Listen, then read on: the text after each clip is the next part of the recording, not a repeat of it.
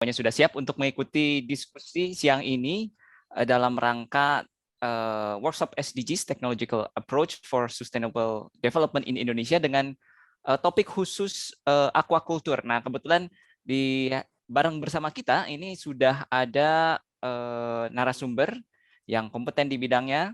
Pertama-tama saya perkenalkan diri saya dulu, mohon maaf, nama saya Intan Taufik, betul Intan, jadi Intan tapi laki-laki, Bapak Ibu dan teman-teman semua. Di sini saya akan membantu Bapak Ibu. Saya sendiri adalah staf pengajar di SITH ITB, dan kebetulan yang akan menjadi pembicara panelis pertama di sesi siang ini, di ruangan ini, di topik aquaculture ini adalah tidak lain dan tidak bukan kakak saya sendiri dulu ini, adalah senior saya di biologi, Profesor Dr. Gede Swantika. Selamat siang Pak Gede, apakah suara saya terdengar Pak? Oh, terdengar dengan baik, adikku tercinta. Jadi terima kasih banyak. Terima kasih. Baik. Nah, tadi sendiri teman-teman udah lihat, Bapak Ibu, rekan-rekan semua sudah lihat CV singkat ya. Jadi kalau saya cerita tentang beliau nggak akan cukup 1 jam menceritakan CV-nya. Begitu pula nih adik kita, ini adalah Cahya Nurhuda. Cahya Nurhuda adalah beneficiary dari teknologi yang dikembangkan oleh Prof. Gede ini. Mas Cahya udah bisa mendengar suara saya? Terdengar, Pak. Siap. Nah, Mas Cahya ini sebenarnya mahasiswa dari Prof. Gede ya, dan kemudian melanjutkan di bidang industri, malang melintang di berbagai uji coba di lapangan ya. Oke.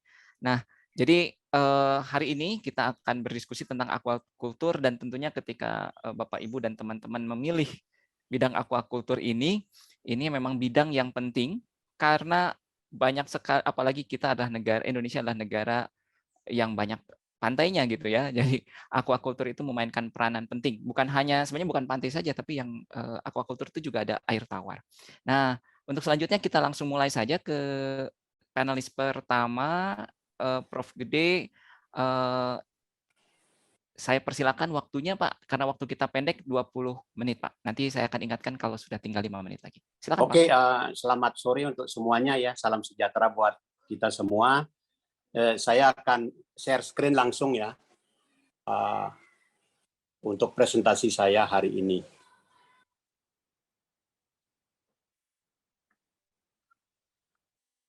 Udah dilihat? Bisa dilihat Pak Intan? Ya Pak, sudah dilihat. Oh, ya Pak, mungkin sebelum mulai, ini mohon maaf karena ini kita pakai bahasa Indonesia. Kemudian juga buat para pendengar, kalau misalnya ada pertanyaan, silakan ditulis dulu kalau takutnya lupa gitu ya. Silakan tulis dulu di chat, nanti kita akan tayangkan dan panggil. Itu saja Pak. Terima kasih. Silakan Pak. Mohon maaf. Ya, terima kasih Pak Intan atas pengenalannya tadi. Jadi sekali lagi saya ucapkan selamat sore buat Bapak Ibu sekalian yang hadir pada forum ini.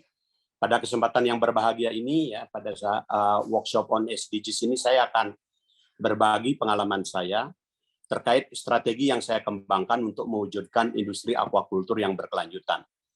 Ya, kalau di negara maju konsep ini mungkin sudah lebih familiar, tapi di negara berkembang ini masih merupakan hal baru.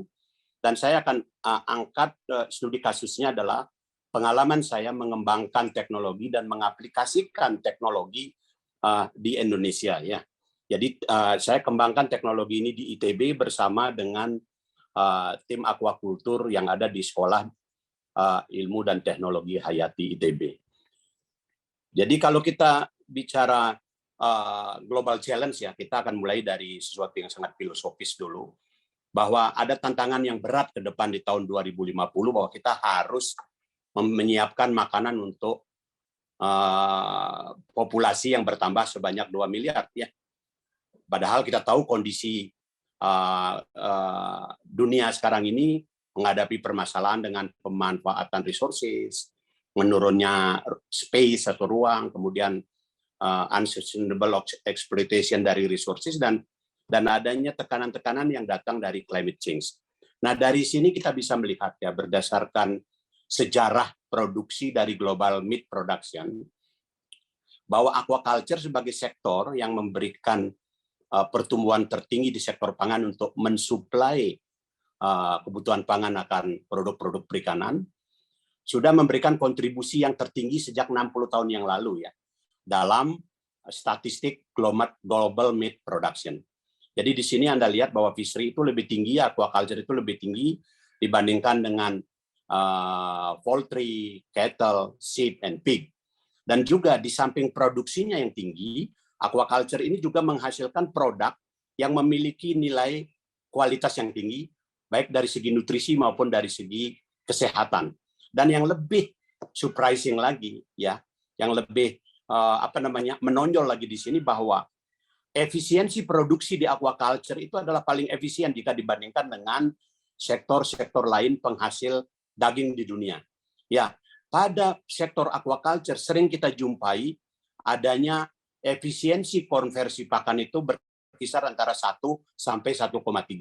Misalnya pada kelompok catfish atau lele dan udang misalnya di konversi 1,3. Nah, tingginya produksi, tingginya quality dan tingginya efisiensi inilah yang membuat aquaculture saat ini berkembang sangat pesatnya. Berkembang sangat pesat dan share-nya saat ini sudah mencapai 48% dari total world fishery production. Ya, ditambah lagi aquaculture mendapat kesempatan yang baik untuk mengisi kebutuhan pangan di sektor perikanan. Karena apa? Karena perikanan tangkap mengalami stagnasi dari 3 dekade terakhir. Dan saat ini produksinya itu cukup signifikan ya. Bapak Ibu sekalian, aquaculture sudah menyumbangkan hampir 82 juta metrik ton produksi dalam basis tahunan di tahun 2018. Nah, bagaimana dengan Indonesia ya? Kalau kita lihat Indonesia kita tahu sendiri kita terletak di negara tropis, kemudian kita adalah negara kepulauan dengan garis pantai terpanjang kedua di dunia. Penduduknya memiliki kultur untuk melakukan kultivasi budidaya perikanan dari dulu ya. Kita memiliki strong tradition and culture on fish cultivation, dan juga Indonesia memiliki diversity yang tinggi kalau kita berbicara commodity aquaculture atau aquatic animal diversity. Jadi semua kondisi ini menjadikan Indonesia itu menjadi negara penghasil aquaculture yang sangat diperhitungkan di dunia. Dan berdasarkan laporan FAO ya tahun 2016, kita sebenarnya sudah berada di posisi kedua sebagai top aquaculture producer after China ya, dengan total produksi hampir 14,3 juta metric tons. Jadi kita nomor 2 ya. Tentunya kita harus selalu membandingkan hasil ini dengan hasil Cina ya, yang saat ini sudah mencapai hampir 59 juta metrik ton.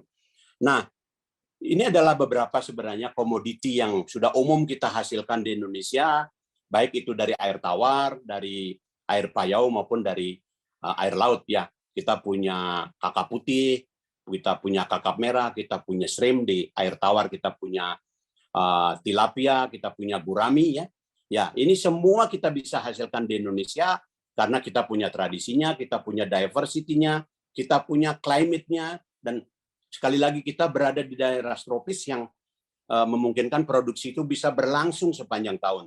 Tidak seperti di negara temperata. Misalnya kayak seperti tilapia, saya hanya ingin berbagi. Tilapia, Indonesia sekarang nomor 2 di dunia penghasil tilapia. Tetapi apabila pasar ingin memerlukan tilapia yang ukuran besar, ya ukuran besar yang lebih besar dari 600 gram, itu pasti tilapianya dari Indonesia. Karena apa? Hanya di Indonesia lah kita bisa membesarkan tilapia sampai berbulan-bulan tidak dibatasi oleh climate. Kalau di Cina dia sudah keburu dibentur oleh atau dihambat oleh climate karena dia memiliki 4 musim. Nah, kalau kita lihatnya, walaupun kita tahu bahwa aquaculture itu sudah sangat berkontribusi terhadap ketahanan pangan, terhadap keamanan pangan, kemudian berkontribusi di dalam menyelesaikan atau meningkatkan masalah-masalah sosial masyarakat, kemudian memberikan juga devisa kepada negara, tidak hanya di Indonesia, tetapi juga di negara-negara produsen aquaculture. Tapi sampai sekarang cukup mengherankan nih, bahwa aquaculture production itu masih didominasi oleh sistem budidaya yang seperti yang kita lihat di slide ini. yaitu menggunakan sistem tambak, sistem karamba, di mana ini adalah merupakan open system kategorinya. Jadi dengan open system ini sebenarnya kita melakukan budidaya itu terlalu tergantung sama lingkungan. Kita memiliki direct contact dengan surface water, ya, dan kemudian teknologinya memerlukan air yang banyak, kemudian air in yang banyak, kemudian air out atau keluar yang banyak. Nah, air keluar ini akan memberikan pencemaran atau kerusakan terhadap lingkungan dia, sehingga lambat laun apa? Semua faktor-faktor ini berakibat terhadap rendahnya prediktibilitas dan rendahnya produksi produk perikanan. Makin lama produktivitas menurun, makin lama produktivitas menurun, dan untuk menjaga kuantiti produksi akhirnya dia memerlukan space yang lebih banyak. Ya, dia membuka lahan, menghancurkan mangrove, kemudian danau banyak mengalami eutrofikasi, mengalami penyuburan. Jadi ini sebenarnya tidak terlalu sustain. Tidak terlalu sustain baik dari segi sustainability in terms of productivity dan production, kemudian juga dia juga tidak sustain secara ekonomi tentunya karena produksinya tidak stabil, dan lebih parah lagi adalah dia tidak ramah terhadap lingkungan. Nah, oleh karena itu kita di ITB mengembangkan suatu sistem budidaya yang tertutup, ya, plus aquaculture system, di mana kita memisahkan animal atau hewan budidaya itu dari lingkungannya, dan kita simpan dia di dalam suatu sistem yang tertutup, di mana sistem ini tidak memiliki kontak dengan lingkungan, ya, tidak memiliki kontak dengan lingkungan, menggunakan air yang sama selama proses budidaya, kemudian tidak ada air yang di-discharge ke lingkungan, berarti dia environmentally friendly. Kita lakukan proses budidaya yang super intensif, artinya stocking density-nya tinggi, sehingga produktivitasnya juga tinggi. Dan kemudian karena dia closed system, dia harus fleksibel. Jadi tidak site dependent. Kita bisa aplikasikan di mana saja, mau di coastal line, mau di urban farming, mau di pegunungan, dimanapun ya. Ya, jadi dia tidak tergantung pada site. Kemudian saya menciptakan teknologi di sini yang semua komponennya itu available secara lokal. Dan yang penting lagi bahwa closed system ini kita bisa mengontrol semua proses itu dari A sampai Z dengan kondisi-kondisi atau parameter-parameter yang kita inginkan. Nah, ini adalah salah satu contoh yang sudah diimplementasi di industri. Nah, dari pengalaman saya melakukan implementasi di industri, ya saya mengalami permasalahan ya pada saat kita mau merubah pola pikir proses budidaya dari open ke closed system. Ya, open system udah semua orang tahu ya, unpredictable culture condition-nya, low stocking density, unpredictable in terms of production, tidak ada pengelolaan kualitas air yang intensif, terus polluted environment. Ini semuanya terakumulasi di open system. Pada saat kita mau ke sistem budidaya yang lebih sustain menggunakan closed system, di mana sistemnya adalah more predictable, kita bisa lakukan produksi sepanjang tahun, produktivitasnya tinggi, ramah lingkungan, kita bisa melakukan efisiensi atau conserving water, dan kita bisa menghasilkan produk yang lebih higienik atau lebih bersih. Tapi kenyataannya saya menghadapi permasalahan ya di dalam aplikasinya.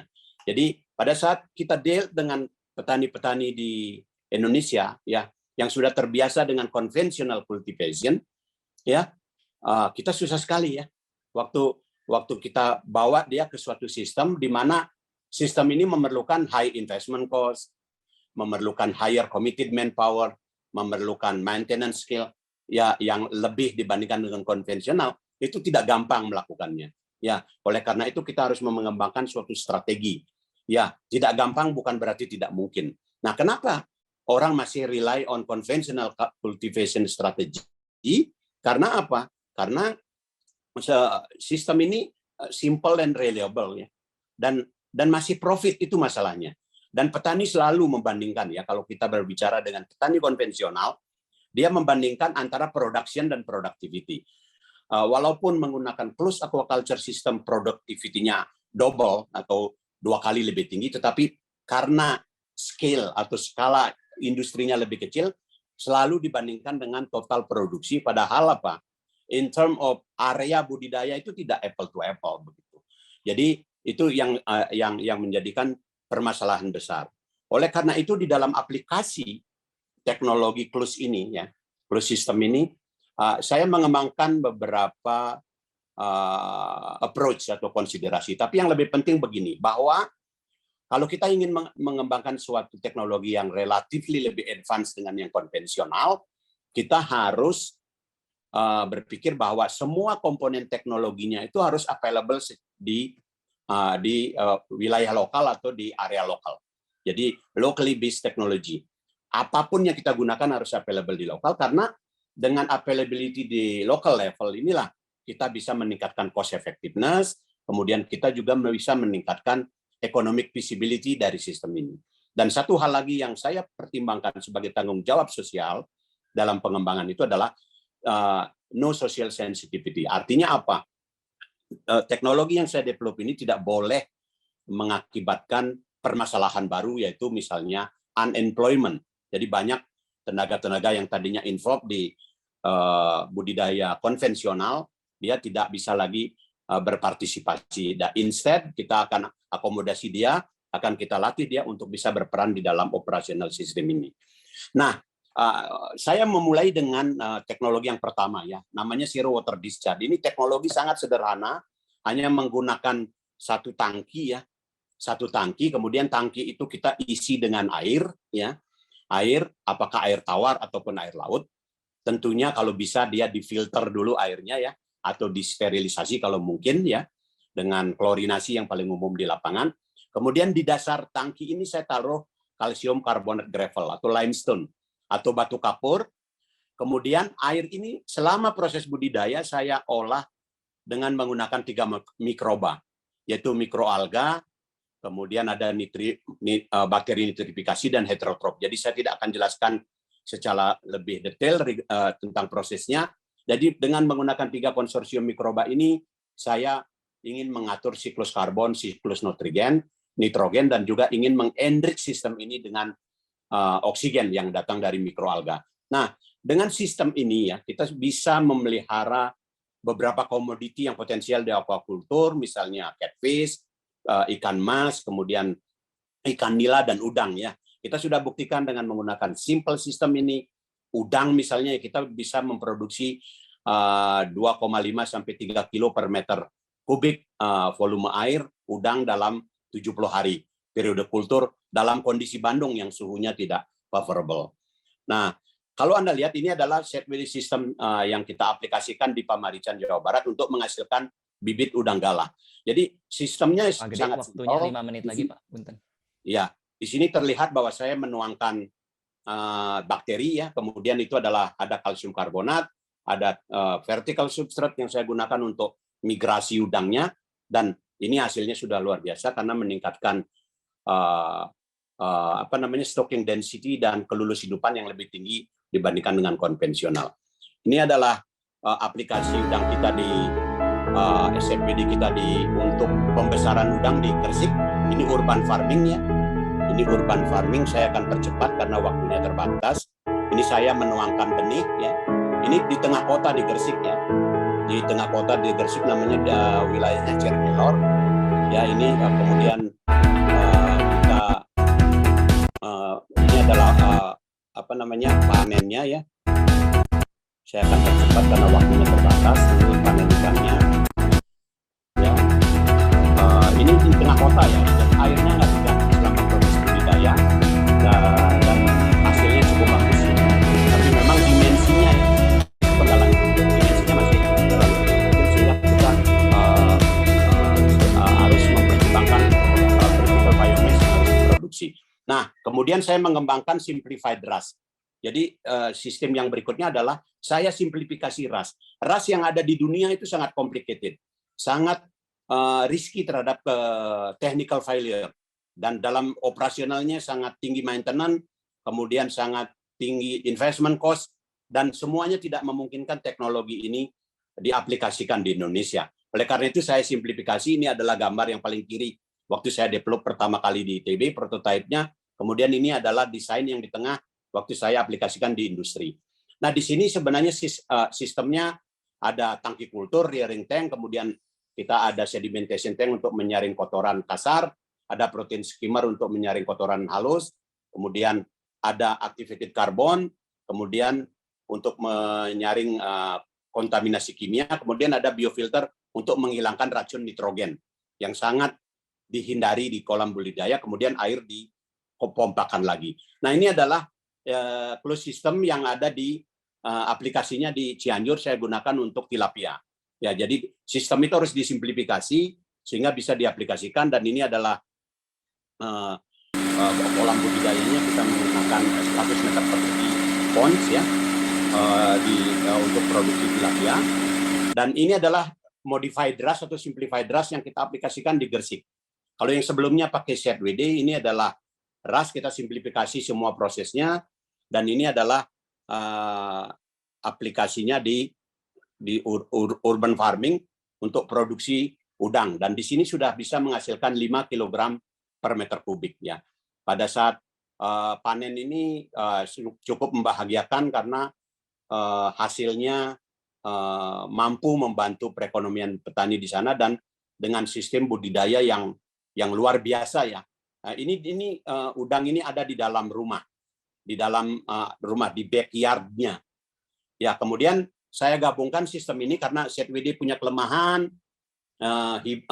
RAS punya kelemahan karena operasional cost, ZWD karena ada carrying capacity yang tidak terlalu tinggi karena adanya nitrate spike kadang-kadang ya.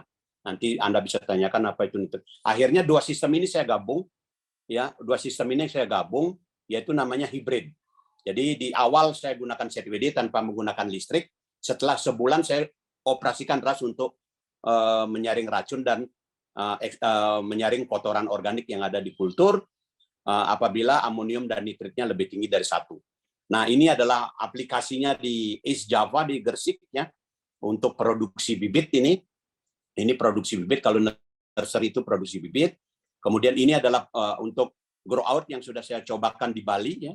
Kita bisa menghasilkan udang dengan produktivitas 4,4 kg per meter kubik begitu. Kualitas air sangat bagus selama 70 hari periode kultur. Penyakit juga tidak dijumpai. Dan ini adalah aplikasi sistem itu di Saudi Arabia ya. Ini fasilitasnya ada di tengah gurun. Jadi jauh dari air. Tidak ada air, namanya juga gurun ya.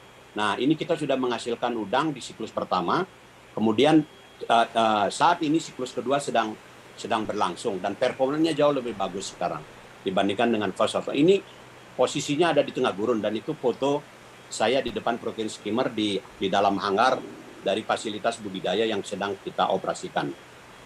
Nah, di sini yang terakhir adalah biofloc ya.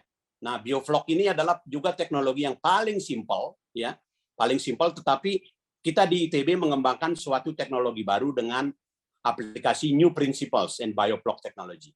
Jadi kita menggunakan in situ ex situ biofloc, tapi yang kita gunakan mikrobanya benar-benar sudah kita tahu fungsinya. Jadi kita menggunakan functional microbial component, dan kita melakukan new approach dalam pengaturan rasio antara CN. Ya, kita tidak mengikuti sistem biofloc konvensional, tetapi instead kita mendevelop sehingga kita bisa mengaplikasinya di skala industri dengan kualitas air yang begitu stabil ya selama 90 hari periode kultur. Anda Bapak Ibu bisa lihat ya. Nah, jadi di sini aeration system itu adalah keharusan. Saya menggunakan heterotrophic functional microbe.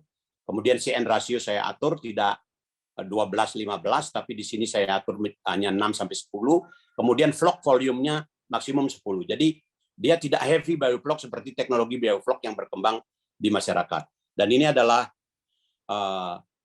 produksi ikan nila ya, menggunakan teknologi biofloc. Ini benar-benar sistem tertutup, dan ini saya sedang memberikan pakan, dan ini ikan sudah ukuran hampir 300-350 gram. Ya. Nah, ini slide terakhir Bapak Ibu. Sekarang industrinya sudah besar ya. Kita sudah memproduksi kurang lebih hampir 100 metrik ton per bulan. Ini adalah sistem ya, sudah intensifikasi dari teknologi yang begitu sederhana. Dengan menggunakan tilapia, kita bisa membudidaya tilapia dengan sumber daya air yang terbatas ya. Jadi kita tidak menggunakan kolam air deras, tetapi di sini kita menggunakan sistem biofloc. Ya, itulah presentasi dari saya. Mungkin untuk klarifikasi lebih lanjut kita akan lakukan di sesi diskusi atau tanya jawab nanti. Pak Intan, terima kasih Pak Intan atas waktunya. Terima kasih banyak Pak Gede. Ini memang kalau Pak Gede cerita itu banyak sekali yang sebenarnya bisa diceritakan Bapak Ibu dan teman-teman semua. Jadi ini sebenarnya hanya permukaan ya Pak ya. Ini hanya permukaan dari apa yang sudah Pak Gede lakukan dan kembangkan. Ini nanti mudah-mudahan nanti semuanya yang hadir di sini bisa diskusi lebih lanjut, bertanya silakan kalau bagi yang mau bertanya di chat mumpung ingat gitu daripada nanti lupa. Baik, untuk selanjutnya ini ada pihak beneficiary. Di sini ada Mas Cahya Nurhuda ini. Mas Cahya ini dulunya juga didikan Pak Gede juga ini, dan kemudian mengaplikasikan ilmunya langsung di lapangan. Jadi kalau Pak Gede mungkin kakinya lebih banyak di kampus gitu, terus kalau Mas Cahya ini kakinya lebih banyak di industrinya nih. Maka silakan Mas Cahya, barangkali mau ada yang ditampilkan, silakan. Baik, saya coba share screen ya Pak ya. Silakan. Waktunya kurang lebih 15 menit. Ya, baik. Terlihat ya share screen saya? Sudah, silakan di full screen kan. Oke, baik. Sebelumnya terima kasih pada Pak Intan selaku moderator dan juga pada Pak Gede selaku panelis yang telah memberikan kesempatan, dan selamat sore kepada para partisipan yang telah menyempatkan hadir.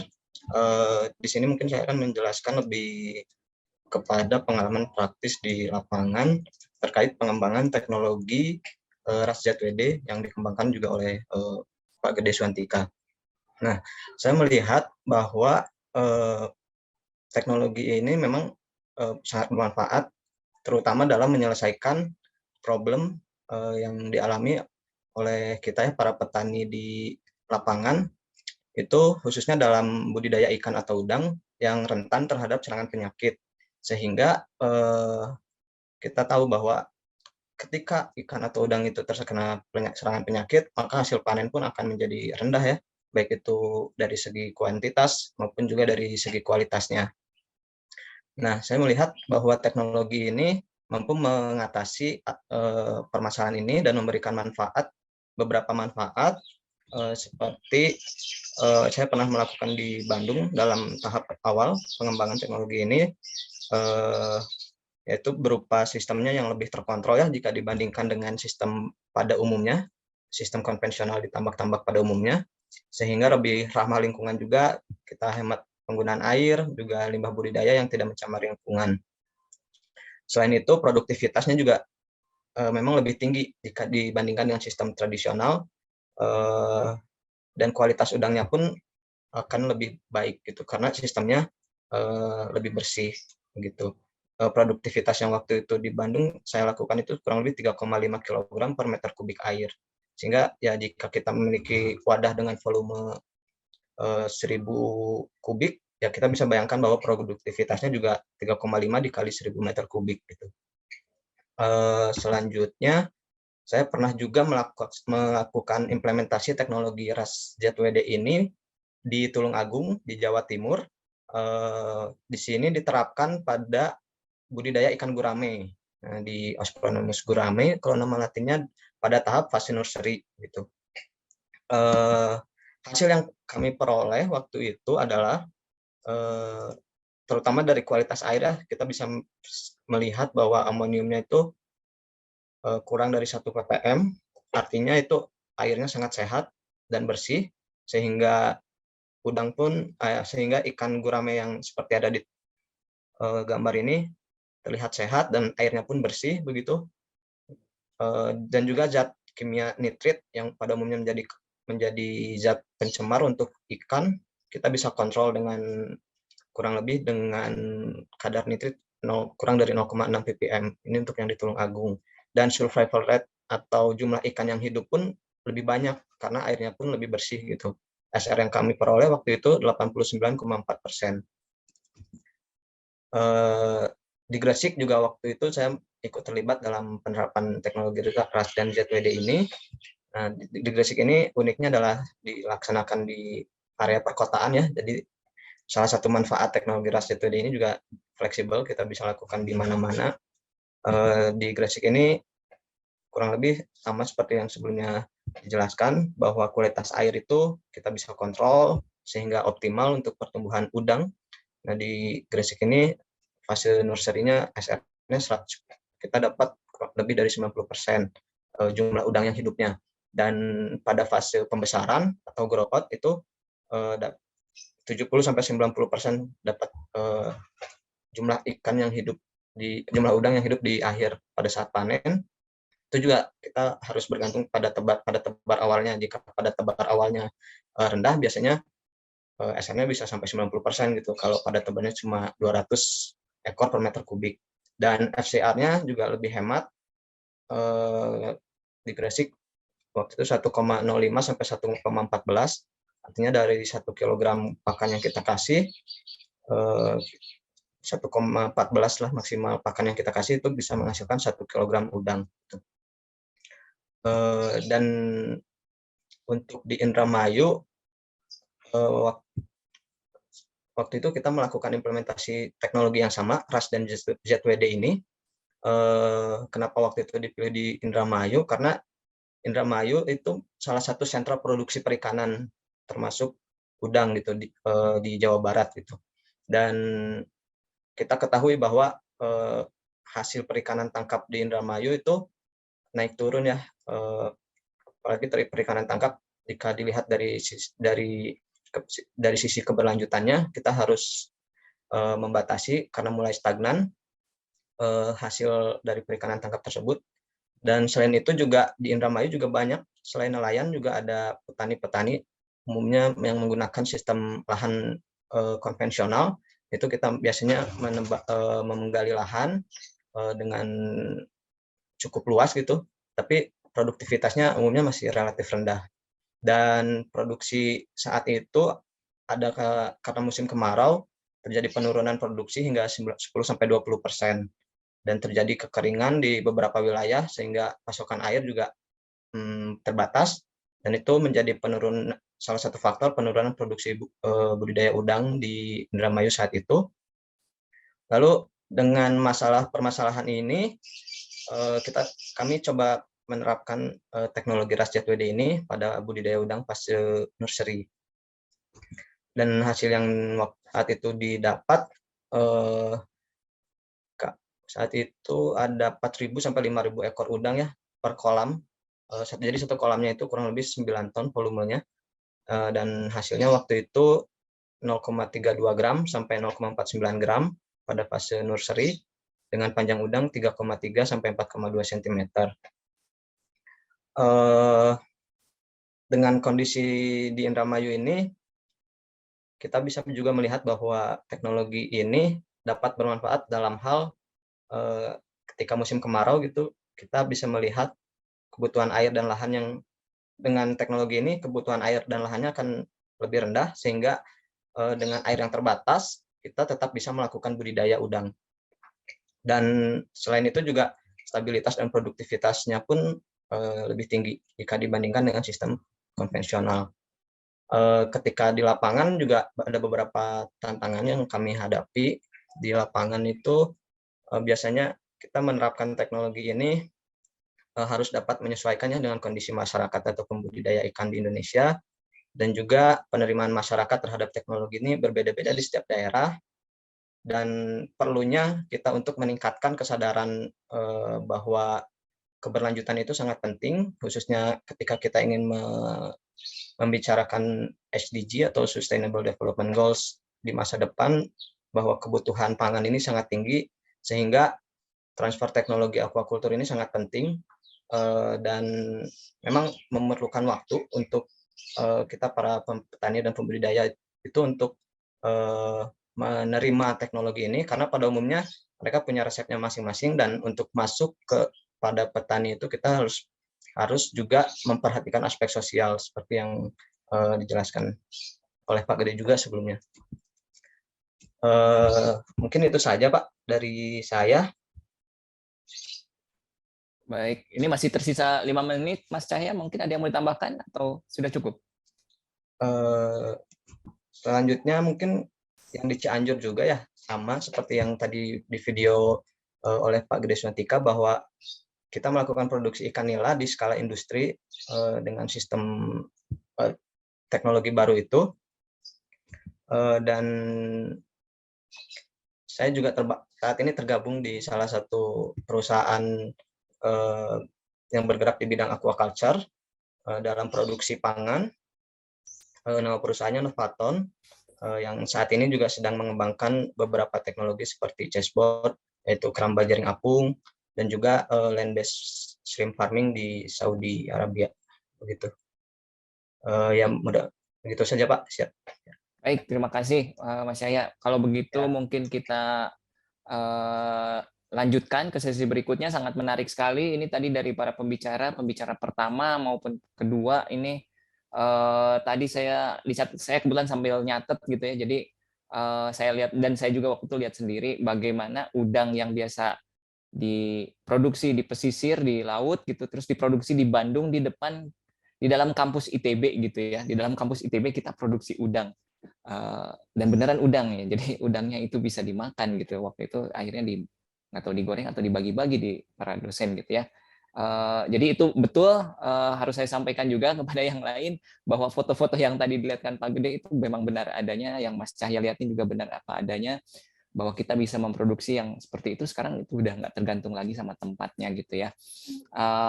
Mungkin kalau gitu kita masuk ke sesi tanya jawab. Ini kita sudah ada 3 penanya. Mungkin saya sebenarnya sudah siapkan PowerPoint yang ada pertanyaannya, tapi karena masih sedikit pertanyaannya, mungkin saya panggil saja para penanyanya. Yang pertama tadi Mas Rizky Zulham, apakah bisa di unmute ya Mas Rizky Zulhamnya?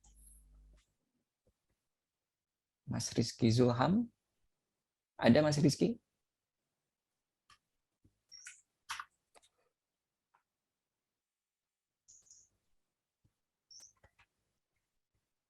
Ada Pak Intan? Ada, silakan Pak. Mas Rizky bisa langsung unmute, bisa nggak? Ricky ya, sorry, bukan Rizky.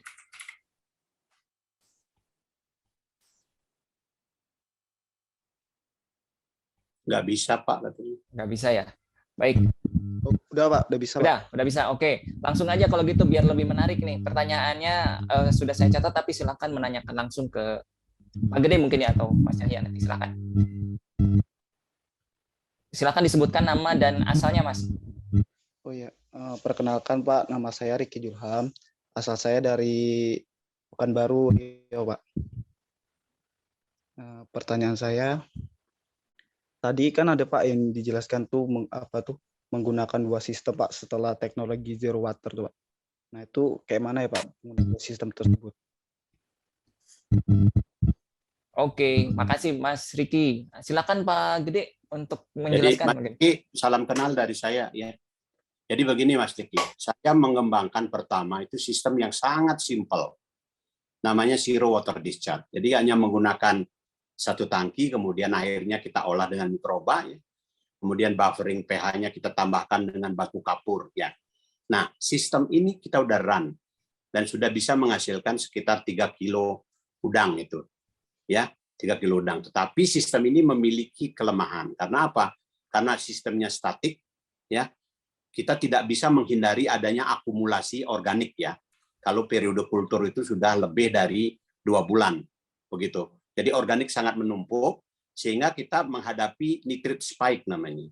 Jadi NO2-nya, nitritnya yang racun itu kadang-kadang spike. Sehingga daya dukung lingkungan dari kultur itu tidak tinggi begitu. Tetapi ini sistem simple, cheap, and reliable. Oke.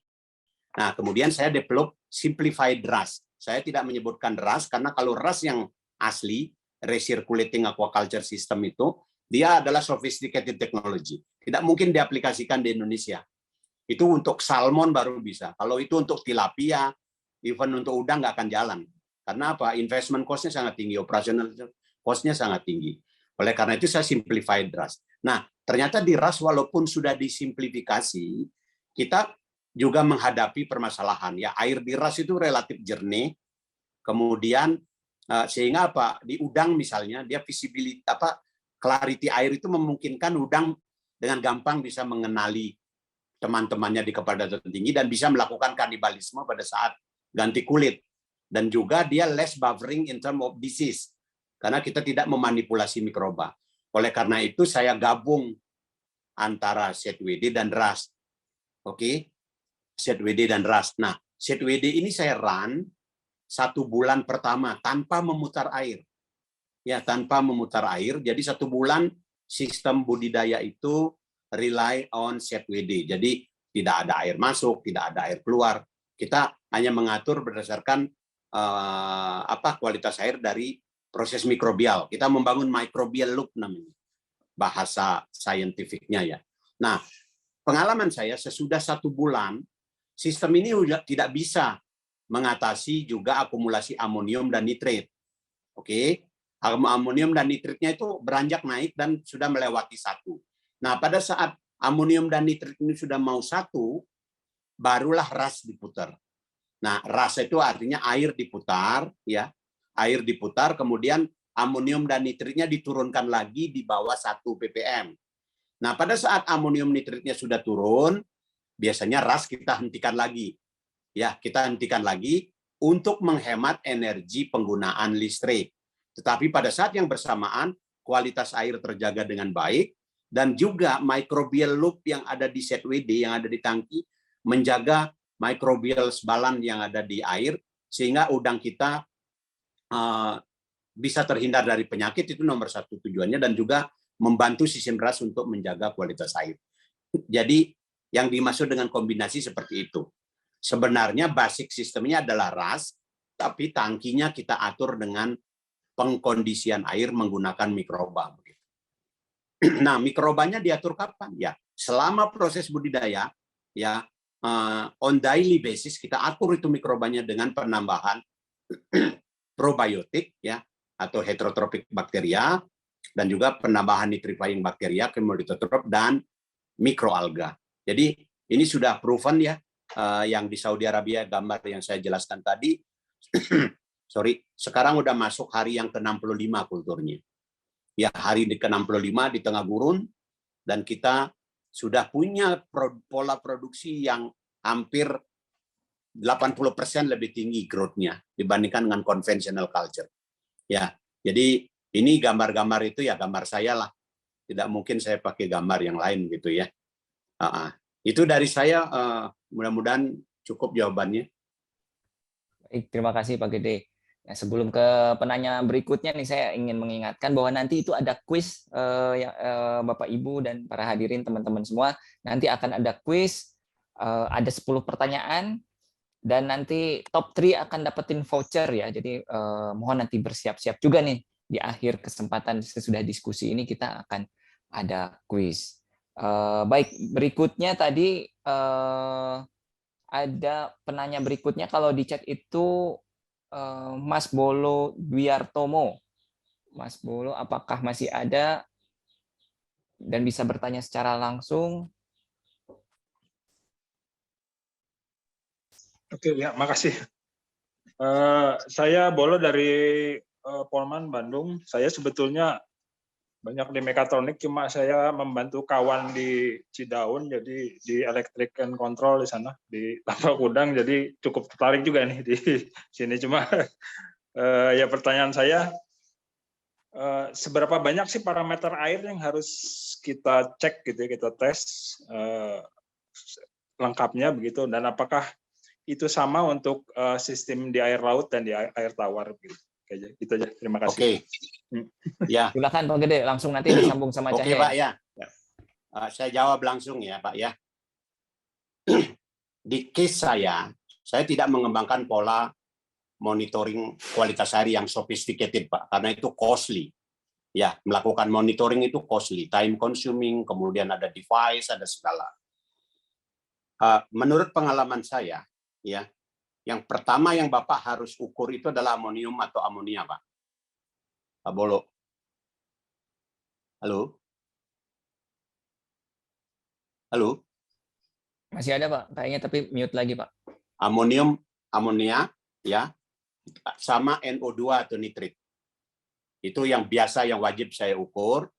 Kemudian nitrat in weekly basis karena ini tidak less toxic. Kemudian dissolved oxygen, ya, yang pasti saya ukur. Kemudian pH. pH ini akan determining ini alkalinity level. Ya, pH stability will determine alkalinity level. Itu kalau saya. Nah, itu kalau closed system, Pak Bolo, ya. Nah, kalau di outdoor system, di mana di sini ada intervensi matahari yang luar biasa. Ya, ada parameter yang harus kita monitor, yaitu phosphorus level. Karena rasio antara NP ini akan berpengaruh terhadap peledakan, apakah yang meledak itu nanti phytoplankton atau cyanobacteria. Ya, itu penting untuk dimonitor. Nah, kalau pingin list yang detail, kalau farmnya besar, ya salah satunya adalah mikroba, ya. Bakteri juga harus dihitung, phytoplankton juga harus dihitung. Tetapi kalau memiliki limitasi resources, amonia, nitrit, pH, dissolved oxygens, itu aja buat saya udah cukup, Pak. Halo, Pak Bolo. Pak Bolo, apakah sudah cukup menjawab, Pak Bolo? Sepertinya masih mute. Semoga sudah cukup menjawab ya, Pak Bolo ya. Mungkin dari Mas Yahya ada yang mau ditambahkan dulu terkait gimana sih tekniknya, rumitnya. Saya sendiri belum pernah ngukur di lapangan nih, soalnya saya bukan orang tambak. Gimana nih? Mungkin bisa cerita sedikit. Ya, baik. Untuk pengukurannya sendiri, biasanya kalau di lapangan kita menggunakan ada test kit ya untuk amonia. Tadi parameter yang salah satu parameter yang paling penting diukur itu amonia sama nitrit. Itu ada test kitnya, bisa dibeli secara online atau di toko ikan. Ada beberapa yang jual itu test kit amonium sama nitrit. Itu bisa dibeli, biasanya harganya 200 ribuan lah, sekitar segitu. Beberapa kali pengukuran, Jaya? Iya, itu satu test kit itu bisa kita gunakan untuk 1 tahun atau 3 siklus ya. Jadi kita melakukan pengukuran biasanya seminggu sekali gitu. Tapi secara teori memang setiap hari itu lebih bagus. Cuman kadang biasanya kita melakukan penghematan untuk penggunaan test kit itu supaya biaya operasional juga tidak terlalu besar, sehingga kita lebih hemat gitu. Jadi satu test kit itu bisa kita pakai untuk 3 siklus atau 1 tahun untuk budidaya udang gitu, Pak. Mungkin itu saja tambahan dari saya. Ya, terima kasih. Baik, makasih. Oh iya, mohon maaf nih sebelumnya ternyata ada penanya yang terlewat nih. Pak Tommy Hermawan. Pak Tommy, apakah ada Pak Tommy? Pak Tommy, apakah masih monitor? Bisa bertanya langsung? Atau mau saya bacakan saja?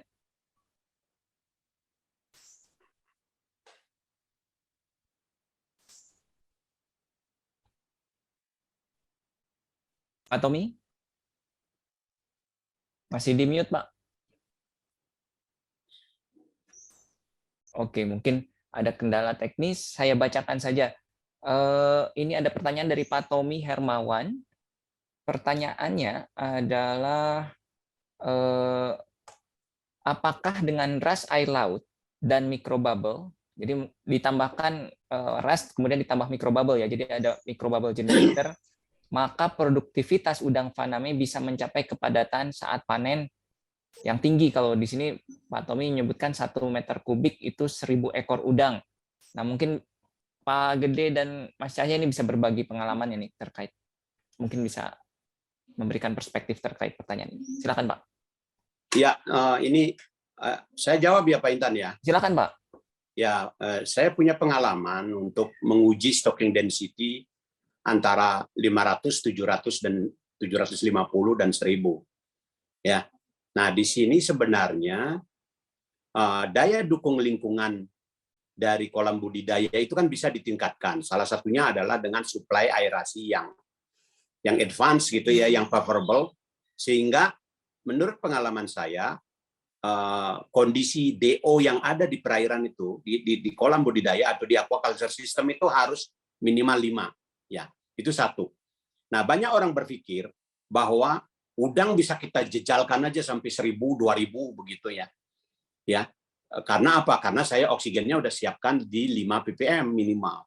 Tapi ternyata fenomena yang terjadi tidak demikian. Walaupun kita bisa menjaga kualitas air ya, crowded effect dari proses budidaya ini mengakibatkan sebenarnya survival rate udang yang kita hasilkan itu jauh di bawah kepadatan atau stocking density yang lebih rendah. Ya. Nah, di sini sekarang kalau kita bicara biomasa, biomasanya bagaimana, Pak? Biomasa di 1.000 lebih tinggi daripada biomasa 750 dan lebih tinggi daripada biomasa stocking density 500. Ya, tetapi survival udangnya lebih rendah. Nah, pada saat dihitung analisis ekonominya, nah disinilah itu tidak ketemu begitu, karena dia memiliki survival yang rendah. Nah, suggestion saya, kalau Bapak mau melakukan intensifikasi udang dengan kepadatan yang super intensif ya, walaupun sudah memiliki nano bubbles atau micro bubbles, saya suggest di maksimum 500 dulu. Ya, karena ada kompetisi tidak hanya ke resources dalam bentuk fisika kimia air, dia juga ada kompetisi dalam bentuk space, ada juga kompetisi yang diakibatkan karena behavior udang yang kanibalistik. Jadi begitu. Saya belum berani ngeran sistem saya di atas 500, karena berdasarkan hasil kajian yang saya sudah lakukan dengan sistem yang saya develop, di 400-500 itu memberikan produktivitas yang cukup tinggi, ya, dan memberikan analisis ekonomi yang paling visible. Begitu. Ya, walaupun banyak orang yang menyebutkan bahwa, oh saya akan improve capacity system ini dengan aeration system yang lebih baik, begitu. Ya, mungkin aerasi adalah hanya salah satu faktor. Ya, bahwa udang itu memerlukan banyak komponen lain begitu. Ya, terus terkait dengan aeration ya, saya udah bilang aerasi dengan mikrobubble itu bagus untuk meningkatkan kandungan oksigen, tetapi dia tidak bagus untuk meng-create water movement di dalam culture. Oleh karena itu lakukan hybrid aeration system ya, sistem yang memungkinkan air itu memiliki water movement ya. Nah, jadi ada arus begitu, dan pada saat yang bersamaan di-enrich juga dengan microbubble atau nanobubble yang tujuannya hanya untuk meng-enrich dissolved oxygen level begitu. Jadi itu jawaban dari saya, Pak Intan. Baik, terima kasih. Nah, ini menarik tentang nanobubble. Ini kalau Mas Cahya di lapangan ini mungkin apakah sudah banyak yang menerapkan teknik penggunaan microbubble atau nanobubble ini di lapangan, Mas? Ya, sejauh yang saya tahu memang nanobubble ini ada beberapa perusahaan yang mengembangkan nanobubble. Tujuannya yaitu salah satunya untuk meningkatkan produktivitas. Tapi perlu kita catat juga bahwa semakin tingginya padat tebar, maka resiko yang kita dapat juga mungkin akan lebih besar juga gitu. Karena udang-udangnya makin padat, kompetisi antar udangnya makin ketat, kebutuhan oksigennya makin banyak juga. Nah, mungkin yang perlu dicatat juga adalah kita harus mengukur DO itu mungkin sehari lebih dari 2 kali, mungkin pagi, siang, dan malam gitu. Kalau memang ingin padat tebarnya hingga 1.000 ekor. Ya itu sih. Kalau memang sarannya juga mungkin kurang lebih sama dengan Pak Giri tadi, kita sebaiknya jangan langsung main 1.000 padat tebar 1.000 ekor gitu. Tapi kita mulai bertahap dulu gitu, dari 500 dulu, 750, 800, baru kemudian ketika memang di 800 berhasil, baru kita naik lagi ke 1.000 ekor gitu. Karena di sistem konvensional aja itu pada tebar mungkin 100 aja udah tinggi gitu Pak. Kalau di sistem konvensional itu 100 ekor per meter kubik itu udah tinggi di tambak-tambak konvensional di Indonesia gitu. Apalagi 1.000 kan berarti 10 kali lipatnya. Artinya bisa kita bayangkan kebutuhan oksigen dan parameter lainnya yang harus kita kontrol itu harus lebih serius juga gitu dalam budidaya high intensif ini gitu Pak. Baik. Ini saya baru kebayang juga ya. Jadi ketika padat nanti kayak senggol-senggolan kayak preman di jalan gitu, nanti berantem gitu ya. Makanya Iya, ada Pak. kanibalistik Betul. tadi ya tadi. Oke, mudah-mudahan Pak Tommy menjawab ya pertanyaannya, atau Pak Tommy ada tanggapan, silakan. Mumpung pembicaranya masih pada ada. Dan juga ini Pak Intan, stocking density yang tinggi itu juga harus kita concern ke animal welfare ya. Karena ini menjadi isu penting di dalam percaturan produksi aquaculture saat ini. Jadi nanti traceability apalagi kalau ekspor ya ke depan saya yakin itu, karena itu bagian dari sertifikasi internasional ya, bahwa animal itu harus ditreatment dengan baik begitu. Ya harus dikultur dengan kondisi yang baik, dengan kenyamanan yang baik, kemudian dipanen dengan cara yang baik, dan sampai dibunuh pun sebelum di freeze gitu harus dengan cara yang baik.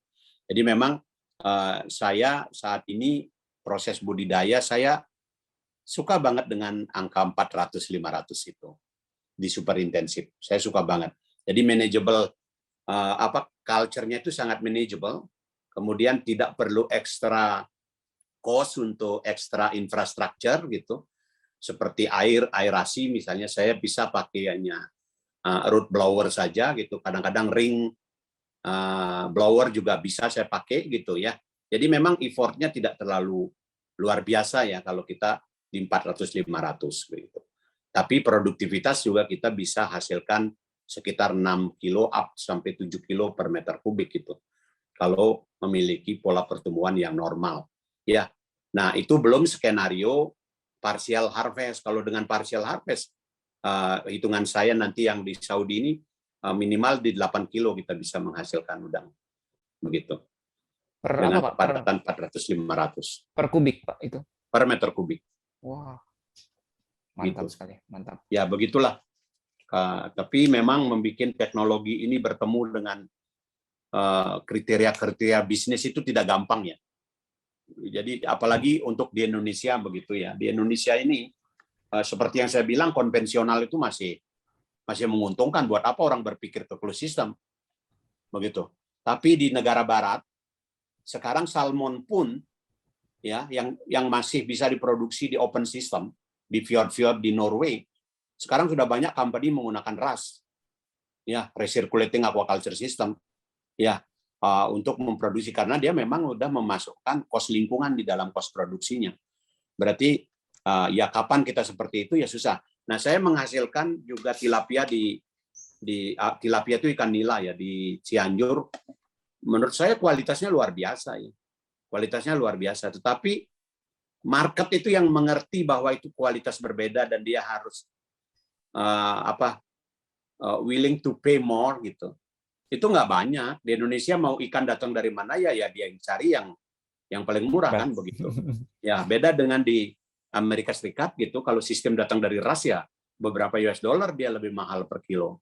Ya, karena di samping diproduksinya dengan cara yang bertanggung jawab, dia juga menghasilkan clean product. Nah, ini juga produk yang kita hasilkan dari closed system, ya, Bapak Ibu sekalian, kita sudah uji metabolomic profile-nya di Jepang, di Osaka. Dia memang memberikan profil metabolomik yang jauh lebih baik dengan udang-udang yang diproduksi di under stressful culture condition di tambak-tambak begitu ya. Jadi dia memiliki profil metabolomik yang mengelompoknya itu berbeda, dan beberapa senyawa kimia yang dihindari di medik ya, seperti apa itu kolesterol seperti itu ya, uric acid itu lebih rendah di udang-udang yang dihasilkan dari closed aquaculture system, dan protein kita lebih tinggi 2%. Jadi 2% crude protein ini cukup luar biasa ya, lebih tinggi dibandingkan dengan sistem yang ada di tambak. Nah, itu gambaran dari yang sudah saya develop. Dan di luar, nah sekarang Saudi Arabia ada namanya kota baru akan dikembangkan ya, namanya NEOM kotanya. Saya sangat beruntung udah ada di lokasi ini. Kota ini adalah sustainable city. Jadi sustainable city itu artinya semua aktivitas yang ada di kota itu harus sustainable, harus ramah lingkungan terutama ya. Nah, fasilitas kami yang Saudi Arabia yang tadi sudah dijelaskan juga oleh Cahya, udah dikunjungi 2 kali oleh dewan namanya ya, pimpinan-pimpinan yang akan mengembangkan kota NEOM di Red Sea ini. Dan dia kemungkinan juga akan menggunakan teknologi tertutup ini untuk memproduksi seafoodnya, di kota Sustainable City di NEOM di Saudi Arabia begitu. Jadi memang di kita mungkin perhatian orang tidak terlalu tinggi ya terhadap closed aquaculture system, tapi di luar negeri dan sekarang lately di Saudi Arabia orang udah mulai care. Ya, we produce clean food under a very clean culture condition, begitu aja. Jadi tidak mungkin lagi lah ke depan kita bisa rely dengan sistem konvensional begitu. Begitu Pak Intan. Baik Pak, mungkin ini nyambung dengan dari beberapa pernyataan ya. Ada pertanyaan dari Saudari Trisla Warningsih. Saudari Trisla, apakah masih hadir? Apakah mau menyampaikan langsung? Halo Trisna. Trisla, Pak. Trisla. Trisla, apakah ada? Silahkan unmute. Oke, sepertinya ada kendala untuk unmute. Ini saya coba agak terjemahkan pertanyaannya, tapi ini pertanyaannya kurang lebih menarik materi yang diberikan oleh pembicara. Yang ingin ditanyakan bagaimana dengan kelayakan secara ekonomi. Kelayakan ekonomi nih Pak, sistem RAS jika dibandingkan dengan budidaya secara konvensional. Nah, mungkin tadi ada environmental cost dan lain-lain yang kalau di skip dulu berapa, tapi kalau di include jadi berapa gitu Pak? Ya, kalau kita bicara dari economic point of view, jelas konvensional masih menang Pak Intan. Trisna. Itu yang saya bilang kan, dia very simple, very cheap, ya, sehingga dia masih reliable. Tetapi dalam operasional industri, kita tidak hanya harus mempertimbangkan economic feasibility atau economic point of view kan. Kalau konteksnya SDGs, ada komponen yang akan menjadi faktor penghambat perkembangan kita ke depan, yaitu environment. Karena environment ini bukan masalah lingkungan tidak boleh dicemari, bukan. Kalau kita mencemari lingkungan, ini akan ada counter attack atau blunder. Kita membuat blunder kalau main bola. Nanti semua efek ini juga akan kembali tidak hanya ke lingkungannya, tapi juga ke usaha atau industri budidaya kita begitu. Jadi ya kita harus merubah mindset. Kalau hanya ekonomi saja hitungannya, saya sudah sebutkan tadi, orang akan prefer ke konvensional di Indonesia ya. Orang akan prefer ke konvensional karena apa? Dia tidak ada kos apa-apa lagi. Ya, kos lingkungan ya ditanggung oleh lingkungan. Limbah ya dibuang oleh lingkungan. Lingkungan yang suruh melakukan remediasi. Nah, beda approach-nya kalau kita menggunakan closed system ini. Closed system ini memang kita tidak ada discharge, tetapi ada implikasi di tingginya relatif lebih tingginya investment cost dan operational cost. Nah, oleh karena itu saya akan mengasih gambaran industrinya di sini sekarang. Karena kita memiliki investment dan operational cost yang lebih tinggi, nanti yang membedakan adalah dimensi sistem. Ya, dimensi sistem untuk mendapatkan BEP. Ya, untuk mendapatkan BEP, break even point. Nah, dalam kasus nila misalnya, ikan nila ya, ikan tilapia.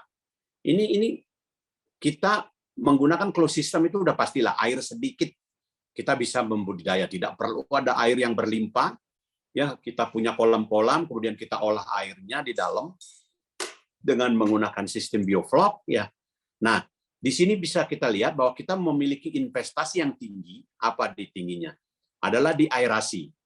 Ya, di aerasi karena bioflok ini adalah sistem yang sangat heterotrof, perlu oksigen tinggi. Nah, aerasi ini harus ditutupi dengan critical biomass berapa kita harus menghasilkan minimum sehingga BEP. Nah, kalau di kolam-kolam tradisional kita menghasilkan misalnya 3 ton sebulan itu udah cukup, ya, udah visible secara ekonomi. Nah, pengalaman saya di Lapia menggunakan closed system yang menggunakan intensifikasi budidaya di mana listrik diperlukan, kemudian kita memerlukan juga pakan yang intensif. Ini harus dihasilkan minimal 40 metrik ton. Nah, itu perbandingannya. 40 metrik ton baru BEP. Jadi kalau ingin profit, berarti industri itu harus menghasilkan lebih besar dari 40 metrik ton per bulan.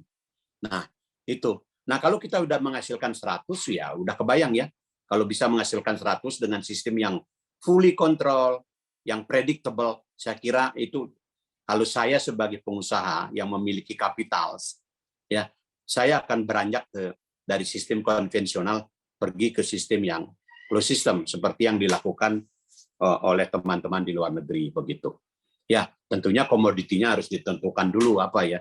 Karena komoditi juga akan menentukan perhitungan-perhitungan ekonomi yang dilakukan dalam melihat visibility. Ya. Nah, kemarin berarti visibility ya. Kalau kita bicara visibility itu kan suatu kegiatan yang dilakukan untuk purpose project ya. Ini definisi saya, mudah-mudahan saya tidak salah. Purpose project. Nah, yang di Cianjur ini sudah bukan purpose project. Dia sudah running dan di sini kita sudah menentukan bisnis plan-nya, bagaimana kita menentukan strategi sehingga goals kita di short term, mid term, long term itu bisa tercapai. Nah, jadi kuncinya satu aja, bagaimana kita menurunkan HPP, kemudian kita creating market dan tingkatkan produksi atau produktivitas gitu. Nah, PR yang berat di closed system ini adalah setiap detik kita harus melakukan effort, melakukan fine tuning untuk mengefisienkan produksi. Ya, kalau efektif sistem ini sudah efektif. Kalau efisien masih ada windows atau for the future for further improvement of the efficiency of the system. Jadi terus dilakukan, tetapi memang kalau dilihat mana lebih visible saat ini, kalau di exclude lingkungannya ya visible tradisional ya. Lebih visible tradisional. Begitu jawabannya, Trisna. Baik Pak, terima kasih Pak. Tapi kalau menguntungkan, lebih menguntungkan yang bisa dikontrol ya Pak ya, tetap ya Pak ya? Iya, lebih. Saya udah mengalami ya, lebih. Baik. Tapi memang untuk BEP perlu critical biomass ya? yang lebih tinggi Pak Intan. Gitu. Nah, segera itu terlewati, udah safe gitu. Jadi Jadi gampang misalnya mengukurnya. kalau petani berarti mungkin petani kecil itu nggak bisa sendirian kali ya Pak ya, kalau kayak gitu? Enggak, dia nggak bisa, dia harus diwadahi kelembagaannya. Oke. Dalam satu wadah begitu Pak Intan. Ya, jadi ini harus, kalau petani kecil itu nggak mungkin. Ya, di samping kapitalnya yang nggak kuat juga kadang-kadang vision dari farmernya itu penting untuk jadi ini ada kombinasi antara vision, capital, and commitment. Ya, Baik. saya yang di Cianjur itu hampir 8 tahun. Ya, hampir 8 tahun Pak Intan. Tiap minggu pergi ke Cianjur dan sekarang sudah jalan. Ya, dan sekarang sudah jalan. Kemarin kehantam sama COVID, kerasa sekali ya, kita kadang-kadang sebulan 40 ton ikan tidak terjual ya, kalau dikasih kali di 30.000 berapa Pak Intan? Ya mahal 1,2 ya. 1,2 M tertahan terus ini selama PPKM begitu. Ya, kita harus mengatur strategi produksi lagi. Begitu. Dan untuk aplikasi teknologi ini Bapak Ibu sekalian ya, pengalaman saya pribadi perlu disupport oleh kemampuan manajerial yang mumpuni dari partner kita. Jadi saya sebagai scientist, sebagai practitioner itu harus disupport sama kemampuan manajerial yang kuat dan juga kemampuan kapital perusahaan yang cukup baik begitu. Karena tidak gampang mengimplementasikan teknologi ini, tapi pada saat ini sudah jalan, kita bisa memproduksi sepanjang tahun dengan produksi yang relatif stabil. Ya, sekarang untuk tilapia kita sudah bisa menghasilkan range antara 35 sampai 45 kg per meter kubik dalam 90 hari. Jadi lebih gila lagi nih, tidak 3-4 kilo gitu. Jadi 35 kilo itu udah kita bisa dapatkan. Baik. Nah Gitu, ini Trisna. mungkin ya saya agak geser ke Mas Cahya nih. Mungkin tadi kan sebenarnya kalau dari segi ilmiah dan segi ini sudah terbukti ya bahwa ini bisa dihasilkan. Tapi di lapangan ini kira-kira Mas Cahya mungkin sudah berinteraksi dengan para pelaku di lapangan udah cukup banyak interaksi ini. Kira-kira tanggapan dari para petani ikan ini gimana? Kenapa mereka kemudian tidak mengadopsi? Apakah karena mereka tidak tahu atau mungkin mereka enggan? Ini apa nih Mas? Kira-kira kalau boleh cerita. Ya, sepengalaman saya beberapa petani agak apa ya, kalau bisa dibilang agak melihat-lihat dulu gitu teknologi ini, karena memang modal yang diperlukan cukup besar dibandingkan dengan yang biasa mereka kerjakan atau lakukan. Petani-petani pada umumnya dengan modal terbatas yang bisa dilakukan hanya dengan sistem konvensional. Nah, tapi saya juga melihat transisi saat ini ada semacam pergeseran, Pak, ya, semacam pergeseran dari sistem konvensional mulai ke sistem yang lebih intensif gitu.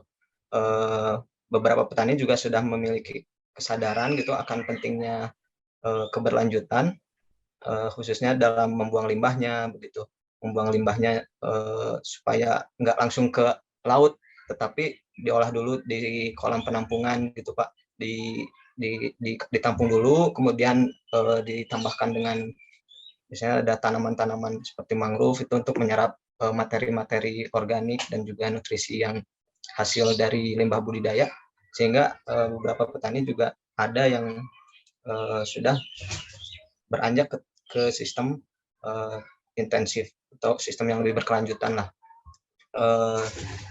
Itu sih Pak kurang lebih. Oke. Apakah saya kurang tahu, saya kurang paham dengan petani-petani ikan ya. Tapi kalau di lapangan itu petani ikan itu umurnya kira-kira berapa ya? Yang kalau petani perkebunan itu biasanya kan sudah sepuh-sepuh gitu ya, udah berumur, nah belum banyak yang muda. Kalau di perikanan ini kisarannya seperti apa ya Pak ya, kalau boleh tahu? Kurang lebih sama Pak, seperti pertanian pada umumnya. Di para petani ikan atau petambak atau pembudidaya ikan juga saat ini memang dominasinya yang udah pada senior-senior ya, yang usianya udah 30 tahun ke atas gitu. Tapi kan sekarang ada beberapa program yang terutama yang di Jawa Barat ini, beberapa program yang memang meningkatkan jumlah petani milenials gitu. Ya harapannya sih bisa generasi milenials ini bisa menjadi penerus gitu di kedepannya, yang membawa arah perikanan ini menjadi lebih berkelanjutan gitu dibanding dengan yang sudah dilakukan oleh para orang-orang yang sudah lebih senior dari kita saat ini gitu. Ya, mudah-mudahan ya. Ini banyak sekali.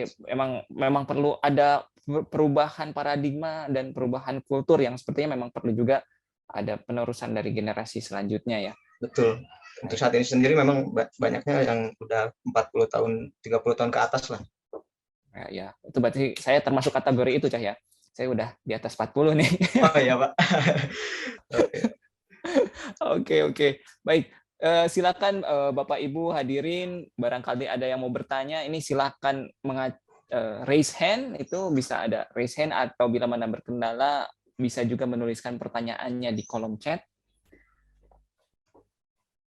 Kita masih ada waktu sekitar 15 menit.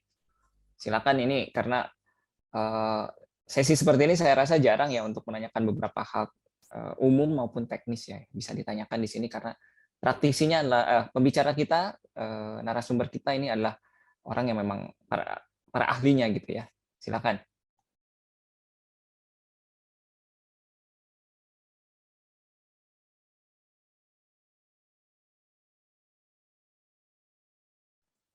Intan. Silakan Pak. Ya, ini informasi juga buat Bapak Ibu sekalian ya, bahwa untuk budidaya closed system ini tidak harus ras ya. Kita bisa menggunakan, kita di SITH mengembangkan approach baru ya, seperti yang saya tadi bilang, menggunakan bioflok.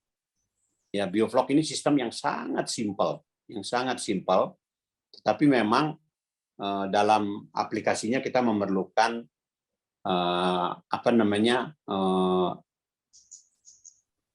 komponen mikroba ya, yang kita harus tahu fungsinya seperti apa. kita udah coba dengan penelitian di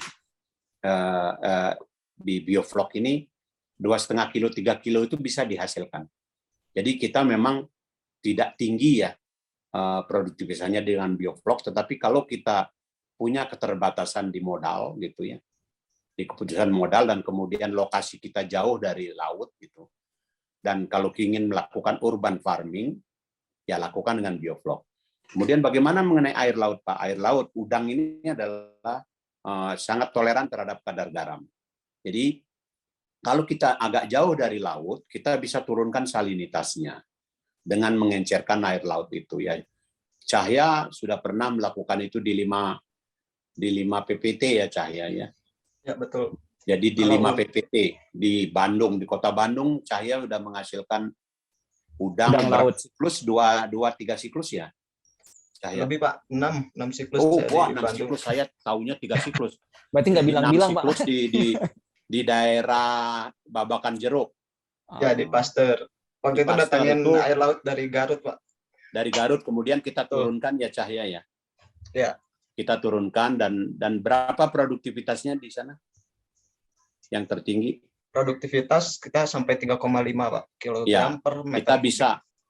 kita bisa lakukan itu. Jadi sebenarnya sangat visible lah ya. Makanya tapi yang dipilih harus udang gitu. Yang dipilih harus komoditasnya udang karena udang lumayan memiliki nilai ekonomi tinggi. Demikian juga udang ya. Walaupun kita bisa menghasilkan udang di tengah kota, tapi orang berpikir, wah produksi kamu berapa sih gitu ya. Nah itu selalu menjadi apa namanya faktor pembanding ya. Karena sistem kita yang 300 meter persegi misalnya dibandingkan dengan produksi tambak dia yang 3.000 meter persegi ya. Ya kalau produksi dibandingkan jelas closed system ini akan kalah, tapi kalau produktivitas dan keberlanjutannya ya future-nya itu ya sekarang ini harus memakai closed system. Oke. Kalau bener Pak nanya ini, kalau misalnya kemudian dari segi penjualan dan penggunaan di pasar gitu, kira-kira berapa? Saya kurang paham soalnya. Udang yang tadi dihasilkan di Bandung itu kalau saya beli berapa, dan kalau udang yang ternyata didatangkan dari Garut sendiri itu berapa ya per kilonya misalnya? Nah, Cahya yang bisa jawab ini. Cahya silakan. Gimana Cahya? Kira-kira gimana nih? Waktu itu saya jual udang di Bandung itu bisa sampai 105.000 Pak per kilo di Bandung karena udangnya masih hidup gitu, masih fresh. Oke. Kalau yang dari Garut berarti dia udah. Kalau yang dari desa-desa atau dari Indramayu, dari Garut termasuk juga itu harga terakhir saya cek itu 52.000 Pak. Tapi itu kan harga di petani, belum. Berarti ya dari petani biasanya ada kan ke tengkulak atau ke penjual lagi lah ya, ke penjual di pasar, ke distributor gitu. Ya itu ada biaya kos operasional lagi biasanya. Ya sampai di pasar mungkin bisa sampai 60.000. Tapi ya itu kondisinya kan, ya kondisinya kualitasnya juga beda Pak. Kalau yang di tambak-tambak tradisional itu memang udangnya agak coklat. Kalau dari kualitas dan juga kan udah nggak fresh ya Pak ya, karena udah lewat di perjalanan mungkin bisa lebih dari 3 jam itu udangnya udah ada perubahan warna dan segala macamnya. Dan memang kelebihan yang saya waktu di Bandung, di kultur di Bandung itu memang lebih dekat ke customernya. Jadi bahkan customernya datang langsung ke kolam gitu untuk mengambil udang yang hidup itu tersebut. Oke. Bahkan kalau yang saya tahu, kalau saya beli dari tukang sayur ya, udangnya kan udah agak-agak bau gitu ya. Kadang-kadang kalau nggak beruntung itu udah agak-agak licin dan ya gitu ya. Kalau menurut orang mikrobiologi itu tuh terkontaminasi lah. Itu ya, betul benar gitu. Ya, kemarin juga udang kita dicek Pak oleh orang yang pakar udang lah ya, yang untuk asesmen kualitasnya. Hanya dibiarkan 1 hari udangnya. Ini buat apa ya dibiarkan udangnya 1 hari begitu ya, Pak Intan? Besoknya dia hanya cium, Pak. Dia hanya pakai penciuman aja bilang bahwa udang kamu dibudidaya dengan cara yang bersih dan cara yang kotor begitu. Itu aja. Dari baunya itu masih fresh, aman udah. Jadi udang kita sehari itu masih ini ya Cahya ya masih fresh gitu kalau kita, Ya. karena airnya jernih Pak Intan. Oke, jadi ini beda banget ya. Jadi dalam artian kalau produk itu bukan produk yang sama kalau gitu ya. Ini ada produk Bukan. produk premium dan produk umum gitu ya. Ya, bukan Pak. Oke. Kita udah analisis metabolomik, ternyata benar juga. Dia produknya memang beda. Beda sekali. Ya, antara closed system dengan open system. Ya, beda. Baik. Sangat Ya. menarik. Nah, di tilapia, Pak Intan, tilapia ya kemarin kami melakukan analisis heavy metals, analisis logam berat ya, terhadap merkuri dan kadmium, Pak. Tidak didetekted, Pak, dari tilapia yang dihasilkan di Cianjur dengan sistem tertutup. Oh, oke. Karena Jadi, memang karena tidak ada sumber logam berat yang datang dari lingkungan ya. ya terlalu banyak dan kemungkinan juga ada hypothetical finding ya Pak Intan, bahwa vlog yang terdiri dari agregat mikroorganisme dan juga matrik organic matter itu bisa mengabsorb toksin, bisa mengabsorb heavy metals gitu. Nah, itu juga kelebihan sistem bioflok. Jadi dia memiliki ability untuk detoksifikasi, even degrading toksin atau mengabsorb ini semua heavy metalnya. Ini yang kita akan buktikan di skala lab nanti assessment-nya. Karena ternyata tidak dideteksi itu di hasil pengukuran lab terakhir kita gitu. Jadi itu kabar baik yang baru saya terima minggu lalu begitu. Saya analisis itu di Saraspanti di Bogor. Ya. Oke. Wah, menarik sekali nih. Jadi tidak hanya produktivitasnya yang tinggi, tapi juga menghasilkan produk yang kualitasnya mungkin premium ya, di atas. Iya, premium. Ya. Saya kira Baik. begitu. Dan sekarang kita sedang memfasilitasi untuk ekspor market yang tilapia ini. Ya, udah Gimana ada tuh, Pak? pembicaraan ke Timur Tengah. Ya. Baik. Sedang karena sudah terbukti kualitas, tentunya pasar akan lebih percaya gitu ya. Ya. Dan tahun depan kita rencanakan untuk ini akreditasi internasional. Akreditasi internasional apa, Pak? Ini sertifikasi. Kalau kemarin saya baru akreditasi internasional sekolahan, tapi ini beda ya. Sertifikasi. Oke. Oke, sertifikasi. Ya, biar kalau kita ekspor ke negara-negara Amerika, ke Eropa itu nggak ada masalah karena kita udah certified. Oh, karena sistemnya sudah certified, produknya include gitu ya, Pak? Include. Nah, itu penting kalau mau ekspor market. Baik. Jadi udah sampai sejauh itu, Pak, karena kita punya premium produk, berarti kita punya confidence ya untuk membawa produk ini pergi lebih jauh memasuki pasar global begitu. Nah, ini menarik sekali. Jadi sebenarnya banyak sekali teknologi baru yang sebenarnya belum banyak dimanfaatkan oleh masyarakat Indonesia, yang notabene sebenarnya adalah para pelaku industri perikanan gitu ya, khususnya.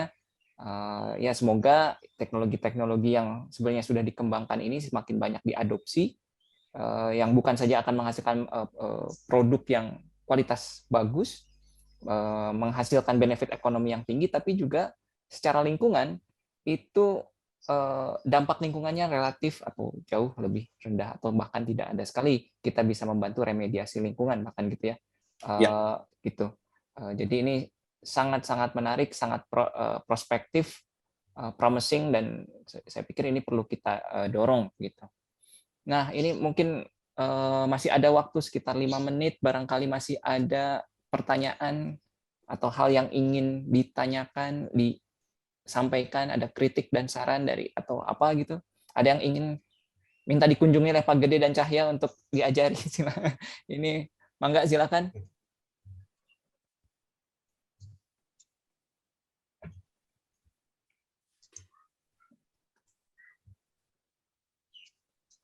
Bagi yang tertarik bisa raise hand atau juga bisa menuliskan pertanyaannya atau sarannya di kolom chat.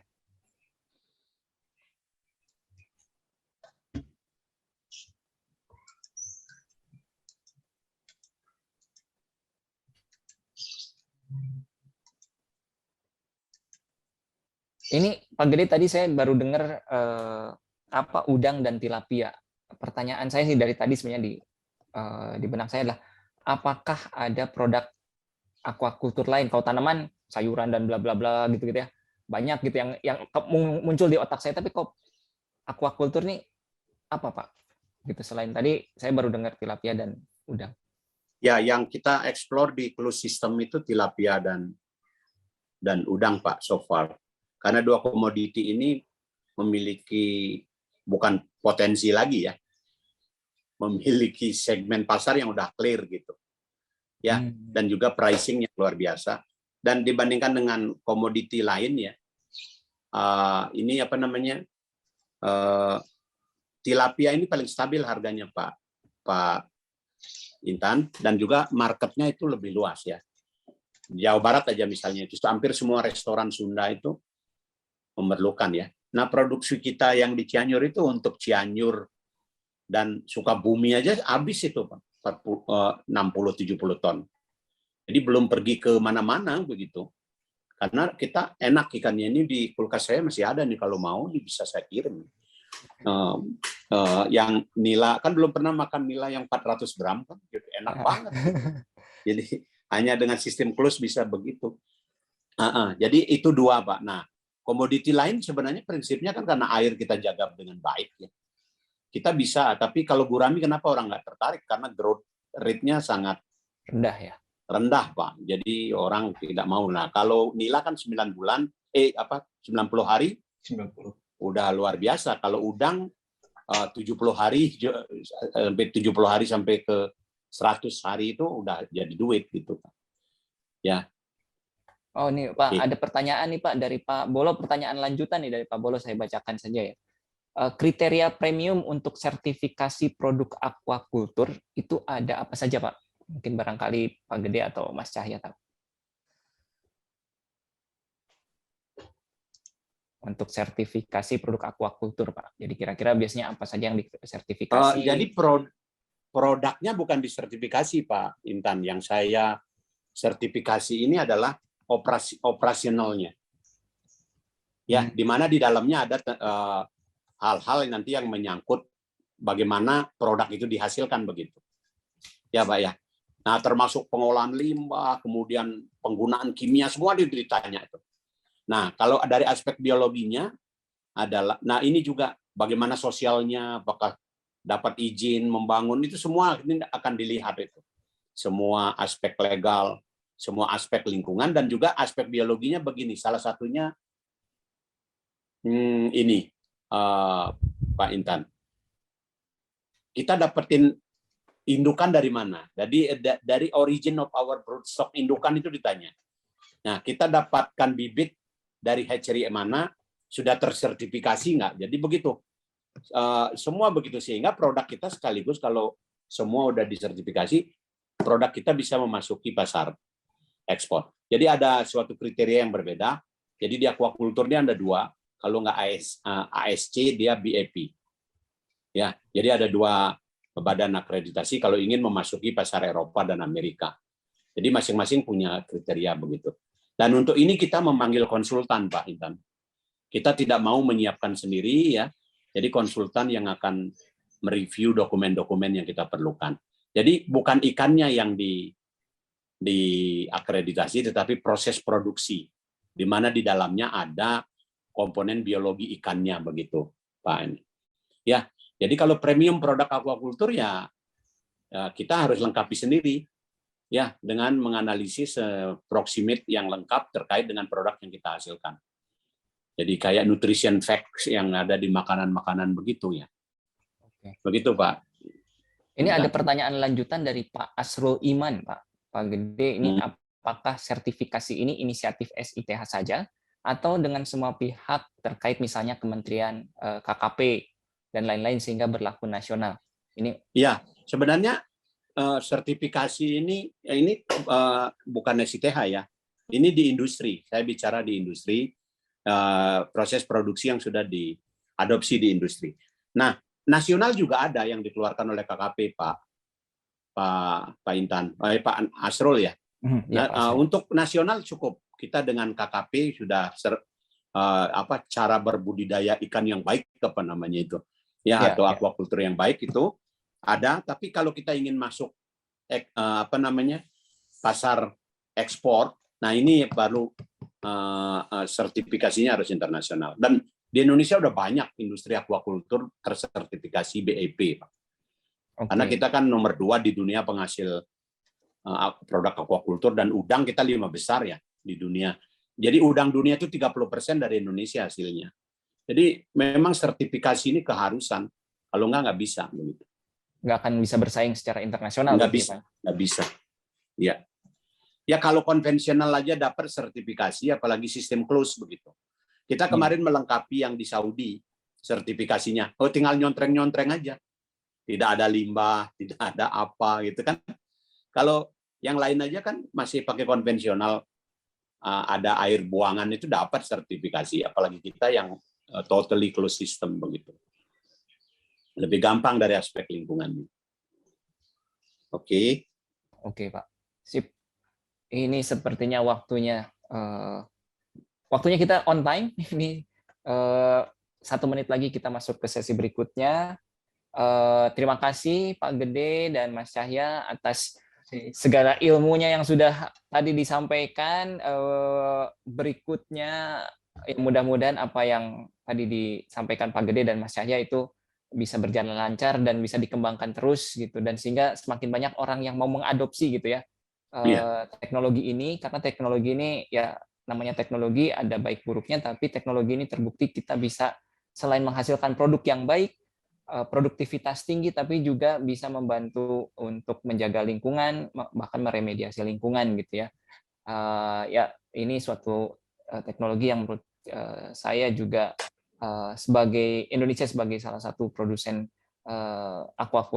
produk aquaculture yang utama, ini harusnya sudah mengarah ke sini. Baik. Sekali lagi saya ucapkan terima kasih Pak Gede dan Mas Cahya atas Terima kasih. Terima kasih juga, Pak. Semoga tetap sehat dan semoga bisa secepatnya ketemu langsung ini. Ya, terima kasih semuanya. Terima kasih. Ya. Baik, Bapak, Ibu, dan rekan-rekan sekalian, berikutnya kita akan masuk ke sesi quiz. Jadi kita buat tadi yang sudah mendengarkan quiz, mendengarkan tadi paparannya, itu kita sekarang akan masuk ke sesi quiz. Di quiz ini Bapak, Ibu, dan teman-teman nanti bisa ikutan, dan tentunya nanti ada hadiahnya. Ya, jadi ada linknya. Ini silakan lihat di chat. Ada masuk ke https://quizizz.com ya, quizizz.com gitu. Bisa dilihat di chat, silakan klik. Nah, cuma syaratnya untuk masuk ke sini supaya nanti gampang kita untuk memberikan hadiahnya adalah klik daftar dan gunakan nama lengkap. Bapak Ibu, teman-teman, gunakan nama lengkap ya, supaya nanti bisa klaim. Kalau namanya nggak lengkap nanti diklaim orang gitu ya. Jangan salahkan panitia kalau nanti diklaim orang ya. Nanti Bapak Ibu yang top 3 akan mendapatkan voucher. Nah, silakan. Kita sudah lihat di sini ada berapa orang. Ini kayaknya kalau panelis nggak boleh ikutan ya, karena udah expert ya. Panelis nggak boleh ikutan. Baik, kita tunggu sudah berapa orang ini. Silakan.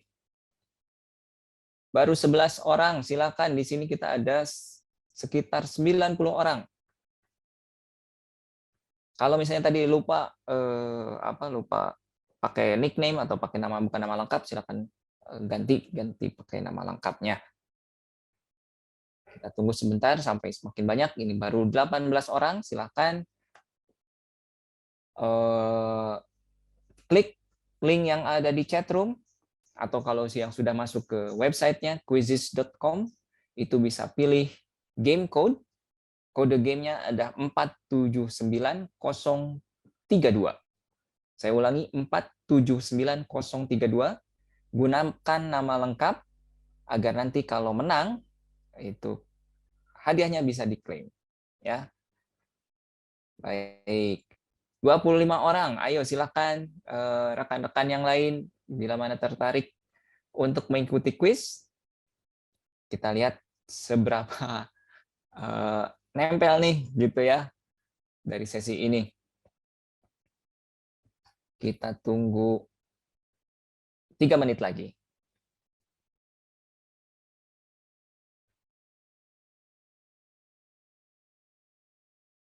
Nah, di sini saya dibantu oleh rekan LO ya. Jadi ini Mbak Zulia ini yang nanti akan menayangkan yang layar yang rekan-rekan semua lihat ada layar beliau. Oh, ternyata cuma bisa 25 orang, Kak. Waduh. Kita mulai saja kalau gitu, mohon maaf ya. Mohon maaf ini. Ada kendala teknis. Kita mulai saja kalau gitu, mohon maaf. Jadi mungkin yang lain nonton saja dulu ya. Mudah-mudahan ke depan nanti kita bisa bikin kuis untuk semuanya. Baik, kita mulai. Dilihat. Ya, ini pertanyaan pertama. Aquaculture adalah, silakan pilih. Pilihan pertama 1, 2, 3, atau 4. Silakan pilih. Mohon maaf ini 25 partisipan yang sudah join. Silakan pilih. Aquaculture adalah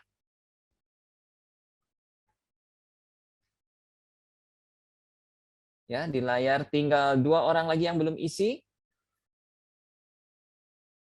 1 orang lagi. Aquaculture adalah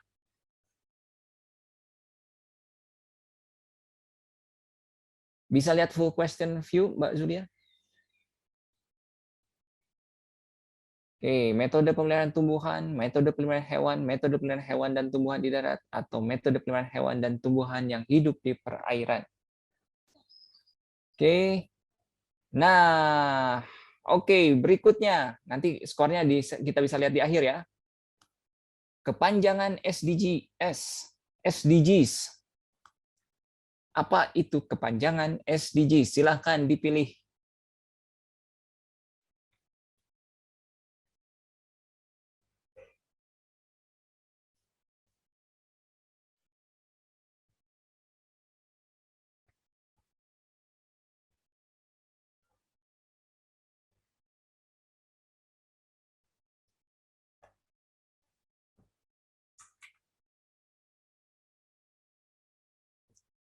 Ya, ini pertanyaannya harusnya tidak sulit. Silakan. 2 orang lagi belum? Masih ada 17 detik lagi. Apa itu kepanjangan SDGs?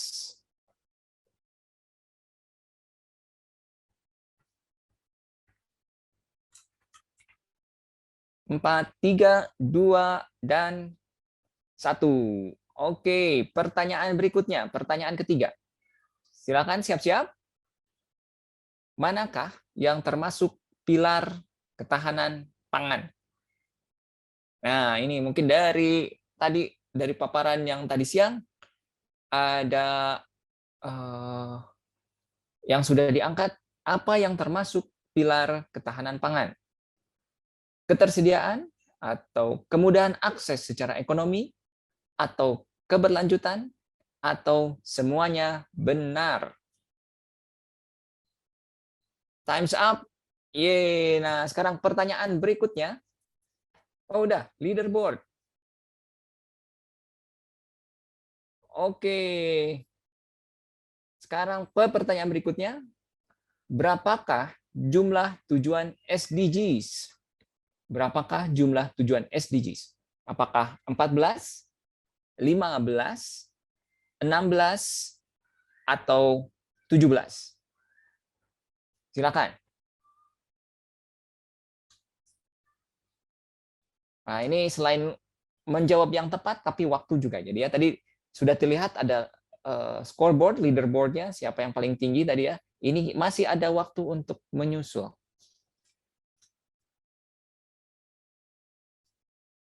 Masih ada 4 orang yang belum. Berapakah jumlah tujuan SDGs? Ya, 2 orang lagi, masih ada 7 detik. Silakan. 3, 2, 1. Oke, pertanyaan berikutnya. Siap-siap?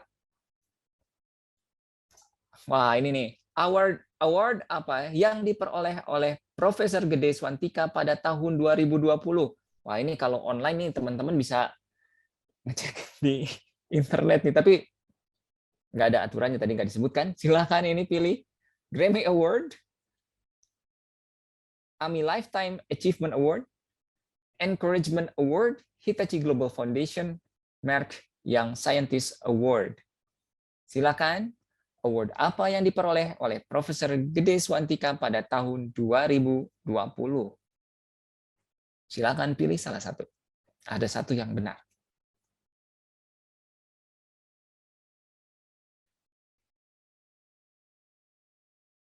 Ya, 2 orang lagi. Ada yang belum? 2 orang lagi, silakan. 4, 3, 2, dan 1. Waktunya habis. Pertanyaan berikutnya adalah, Nufik Neso berasal dari negara Jerman, atau Belanda, atau Inggris, atau Indonesia. Silakan dipilih. Nufik Neso berasal dari negara titik-titik. Negara apakah itu? Silakan dipilih. Jerman, Belanda, Inggris, atau Indonesia.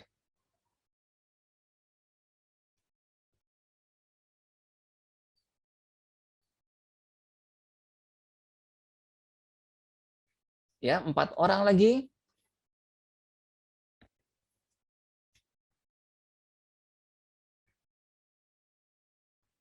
Tiga orang lagi. Silakan. 2 orang lagi.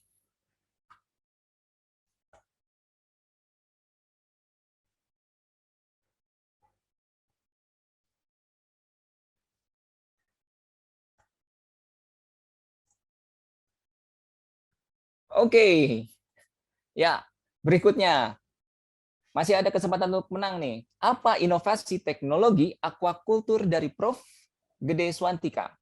Ya, tadi sudah diceritakan. Apa inovasi teknologi aquaculture dari Prof. Gede Swantika? Ada 4 pilihan, silakan dipilih. Lobster air tawar, ikan asin aneka rasa, udang organik, atau hybrid zero waste, ZWD, recirculating aquaculture system, RAS. Oh, ini cepet nih jawabnya, karena berarti ini pada menyimak semua. Tinggal 2 orang lagi. Ya. Pertanyaannya adalah, apa inovasi teknologi aquaculture dari Prof. Gede Swantika? Wah, ini pada semangat untuk dapat voucher. Nanti 3 paling atas akan mendapatkan voucher. Oke, pertanyaan berikutnya. Saya udah lama, udah nggak tahu nih pertanyaan keberapa. ITB berada di kota, wah ini udah cepat-cepatan nih. ITB berada di kota, ITB berada di kota mana nih? Yang awalnya ya, yang utamanya kali ya. Cimahi, Bandung, Jakarta, atau Surabaya? ITB. Cepet ini mah. Ya. Masih ada 2 orang ini kayak kelupaan klik. Ada yang masih kelupaan klik, silakan pilih. ITB berada di kota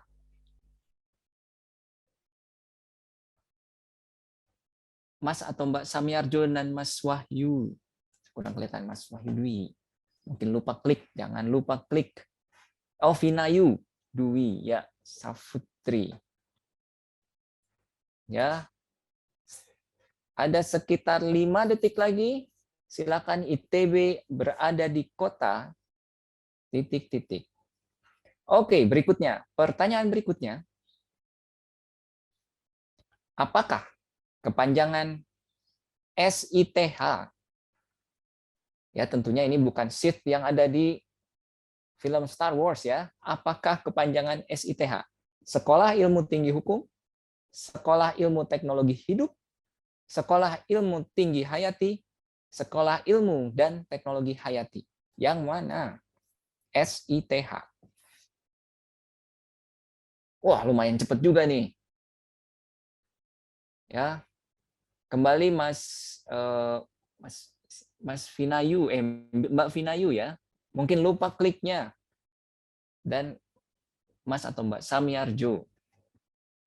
Mas kayaknya ya. Oke. Apakah kepanjangan dari SITH?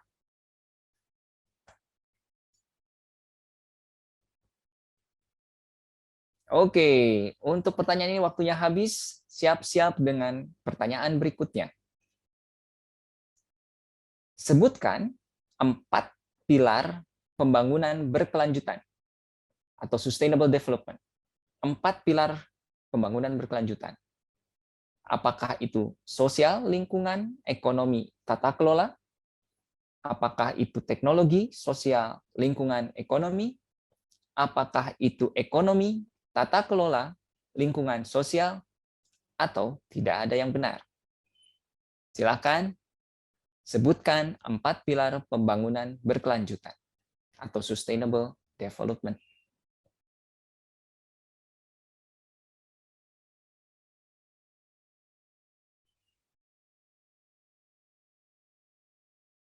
Untuk rekan-rekan yang nggak kesempatan ikut kuis, mudah-mudahan nanti di acara berikutnya nih, teman-teman, mudah-mudahan bisa join. Tentunya nanti kuisnya akan kita buat lebih banyak lagi, insya Allah. Oke, time's up. Next question. Oh, ini terakhir kah?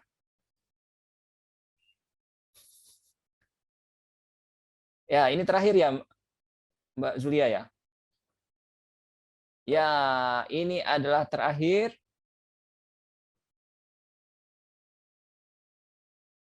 Dan pemenangnya, yang ketiga, pemenang ketiga adalah Devri Ariando Purba. Pemenang kedua, siapa tadi? Oke, saya perbesar layar saya kekecilan berarti. Oke, ini pemenangnya. 3 teratas nih yang akan mendapatkan voucher, Bapak Ibu sekalian. Pemenang ketiga adalah Devri Ariando Purba dengan skor 8.230 ya, akurasi 90%, tapi mungkin waktunya kurang cepat. Kemudian Azhar Ansi skornya 8.350. Dan yang ini betul semua nih, tapi namanya familiar nih, jangan-jangan teman saya nih. 9.090, 100% benar atas nama Budi Afrian. Buat rekan-rekan ini yang 3 teratas, jangan lupa untuk kontak Mbak Zulia di chatroom host ya, kontak yang bersangkutan lewat chat untuk klaim ya, klaim vouchernya ya. Kebetulan saya katanya tidak boleh mengontak pemenang, nanti ada konflik of interest, kecuali Budi Afrian kayaknya ya, Mas. Kalau itu betul teman saya. Oke, untuk mengklaim voucher silahkan kontak Kustin dari Neso Indonesia, bisa melalui email kustin@nufik.nl atau melalui WhatsApp ke nomor yang ada tertera di chatroom. Ya, mungkin itu hasil dari kuis. Saya rasa selanjutnya kita sesudah ini adalah, saya rasa sudah selesai. Baik, Bapak Ibu, jadi dan rekan-rekan semuanya, teman-teman sekalian, jadi kita sudah mengikuti mengikuti rangkaian acara tadi di sesi 24 ini yang khususnya kita tadi sudah membahas tentang aquaculture. Kita sudah mendengarkan paparan dari Prof. Gede Swantika yang bercerita tentang teknologi yang beliau kembangkan dan terapkan di industri aquaculture. Sudah coba di berbagai tempat di Indonesia, termasuk di luar negeri tadi ya, di Middle East ya, di gurun, bahkan gurun yang tidak ada airnya, ya sedikit airnya, tapi kemudian bisa menghasilkan di tengah gurun menghasilkan udang. Ya, bahkan teknologinya juga sudah dipakai untuk menghasilkan udang di Kota Bandung yang notabene adalah kota pegunungan. Ya, kemudian juga tadi Mas Cahya juga sudah bercerita juga tentang bagaimana hal ini diaplikasikan di berbagai daerah, karena Mas Cahya inilah yang kemudian lebih banyak berinteraksi dan juga menjalankan menerapkan teknologi ini di lapangan, gitu ya. Dan dari tadi yang sudah dipaparkan, teknologi ini sangat menjanjikan. Tentu ada beberapa parameter yang harus diperhatikan, ada beberapa hal yang harus diperhatikan, tapi keuntungannya sangat besar karena selain produktivitasnya tinggi, menghasilkan produk yang sangat baik atau premium, sehat, menyehatkan, tapi juga cost lingkungan itu kita bisa tekan, sehingga bahkan dia bisa membantu untuk meremediasi lingkungan. Baik, Bapak Ibu, mungkin itu yang bisa saya rangkumkan dalam waktu pendek ini. Sekali lagi saya ucapkan banyak kepada Prof. Gede Yuswantika dan juga Mas Cahya. Terima kasih banyak atas semua sharing ilmunya. Semoga teknologi ini semakin berkembang dan semakin diadopsi oleh masyarakat Indonesia sehingga kita benar-benar menjadi rajanya aquaculture. Demikian sekali lagi saya ucapkan banyak terima kasih khususnya kepada panitia dan juga rekan-rekan di sini yang terlibat, yang mendengarkan dari tadi. Semoga ini bisa menjadi pelajaran untuk kita semua dan kita terapkan selanjutnya. Dan semoga juga teman-teman tetap sehat dan semoga pandemi ini segera berakhir sehingga kita bisa ketemu secara langsung. Sekian, selamat sore dari Bandung.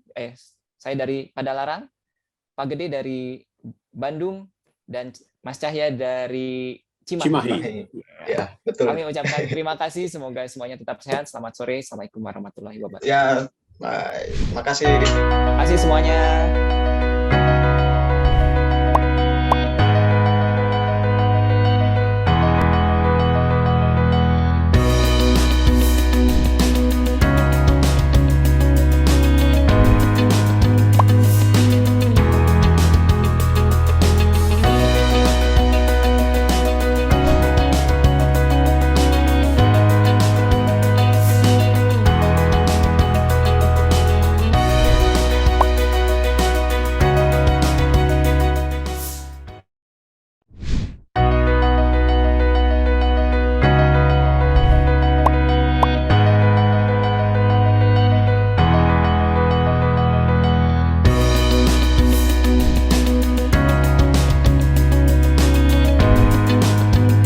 Terima kasih semuanya.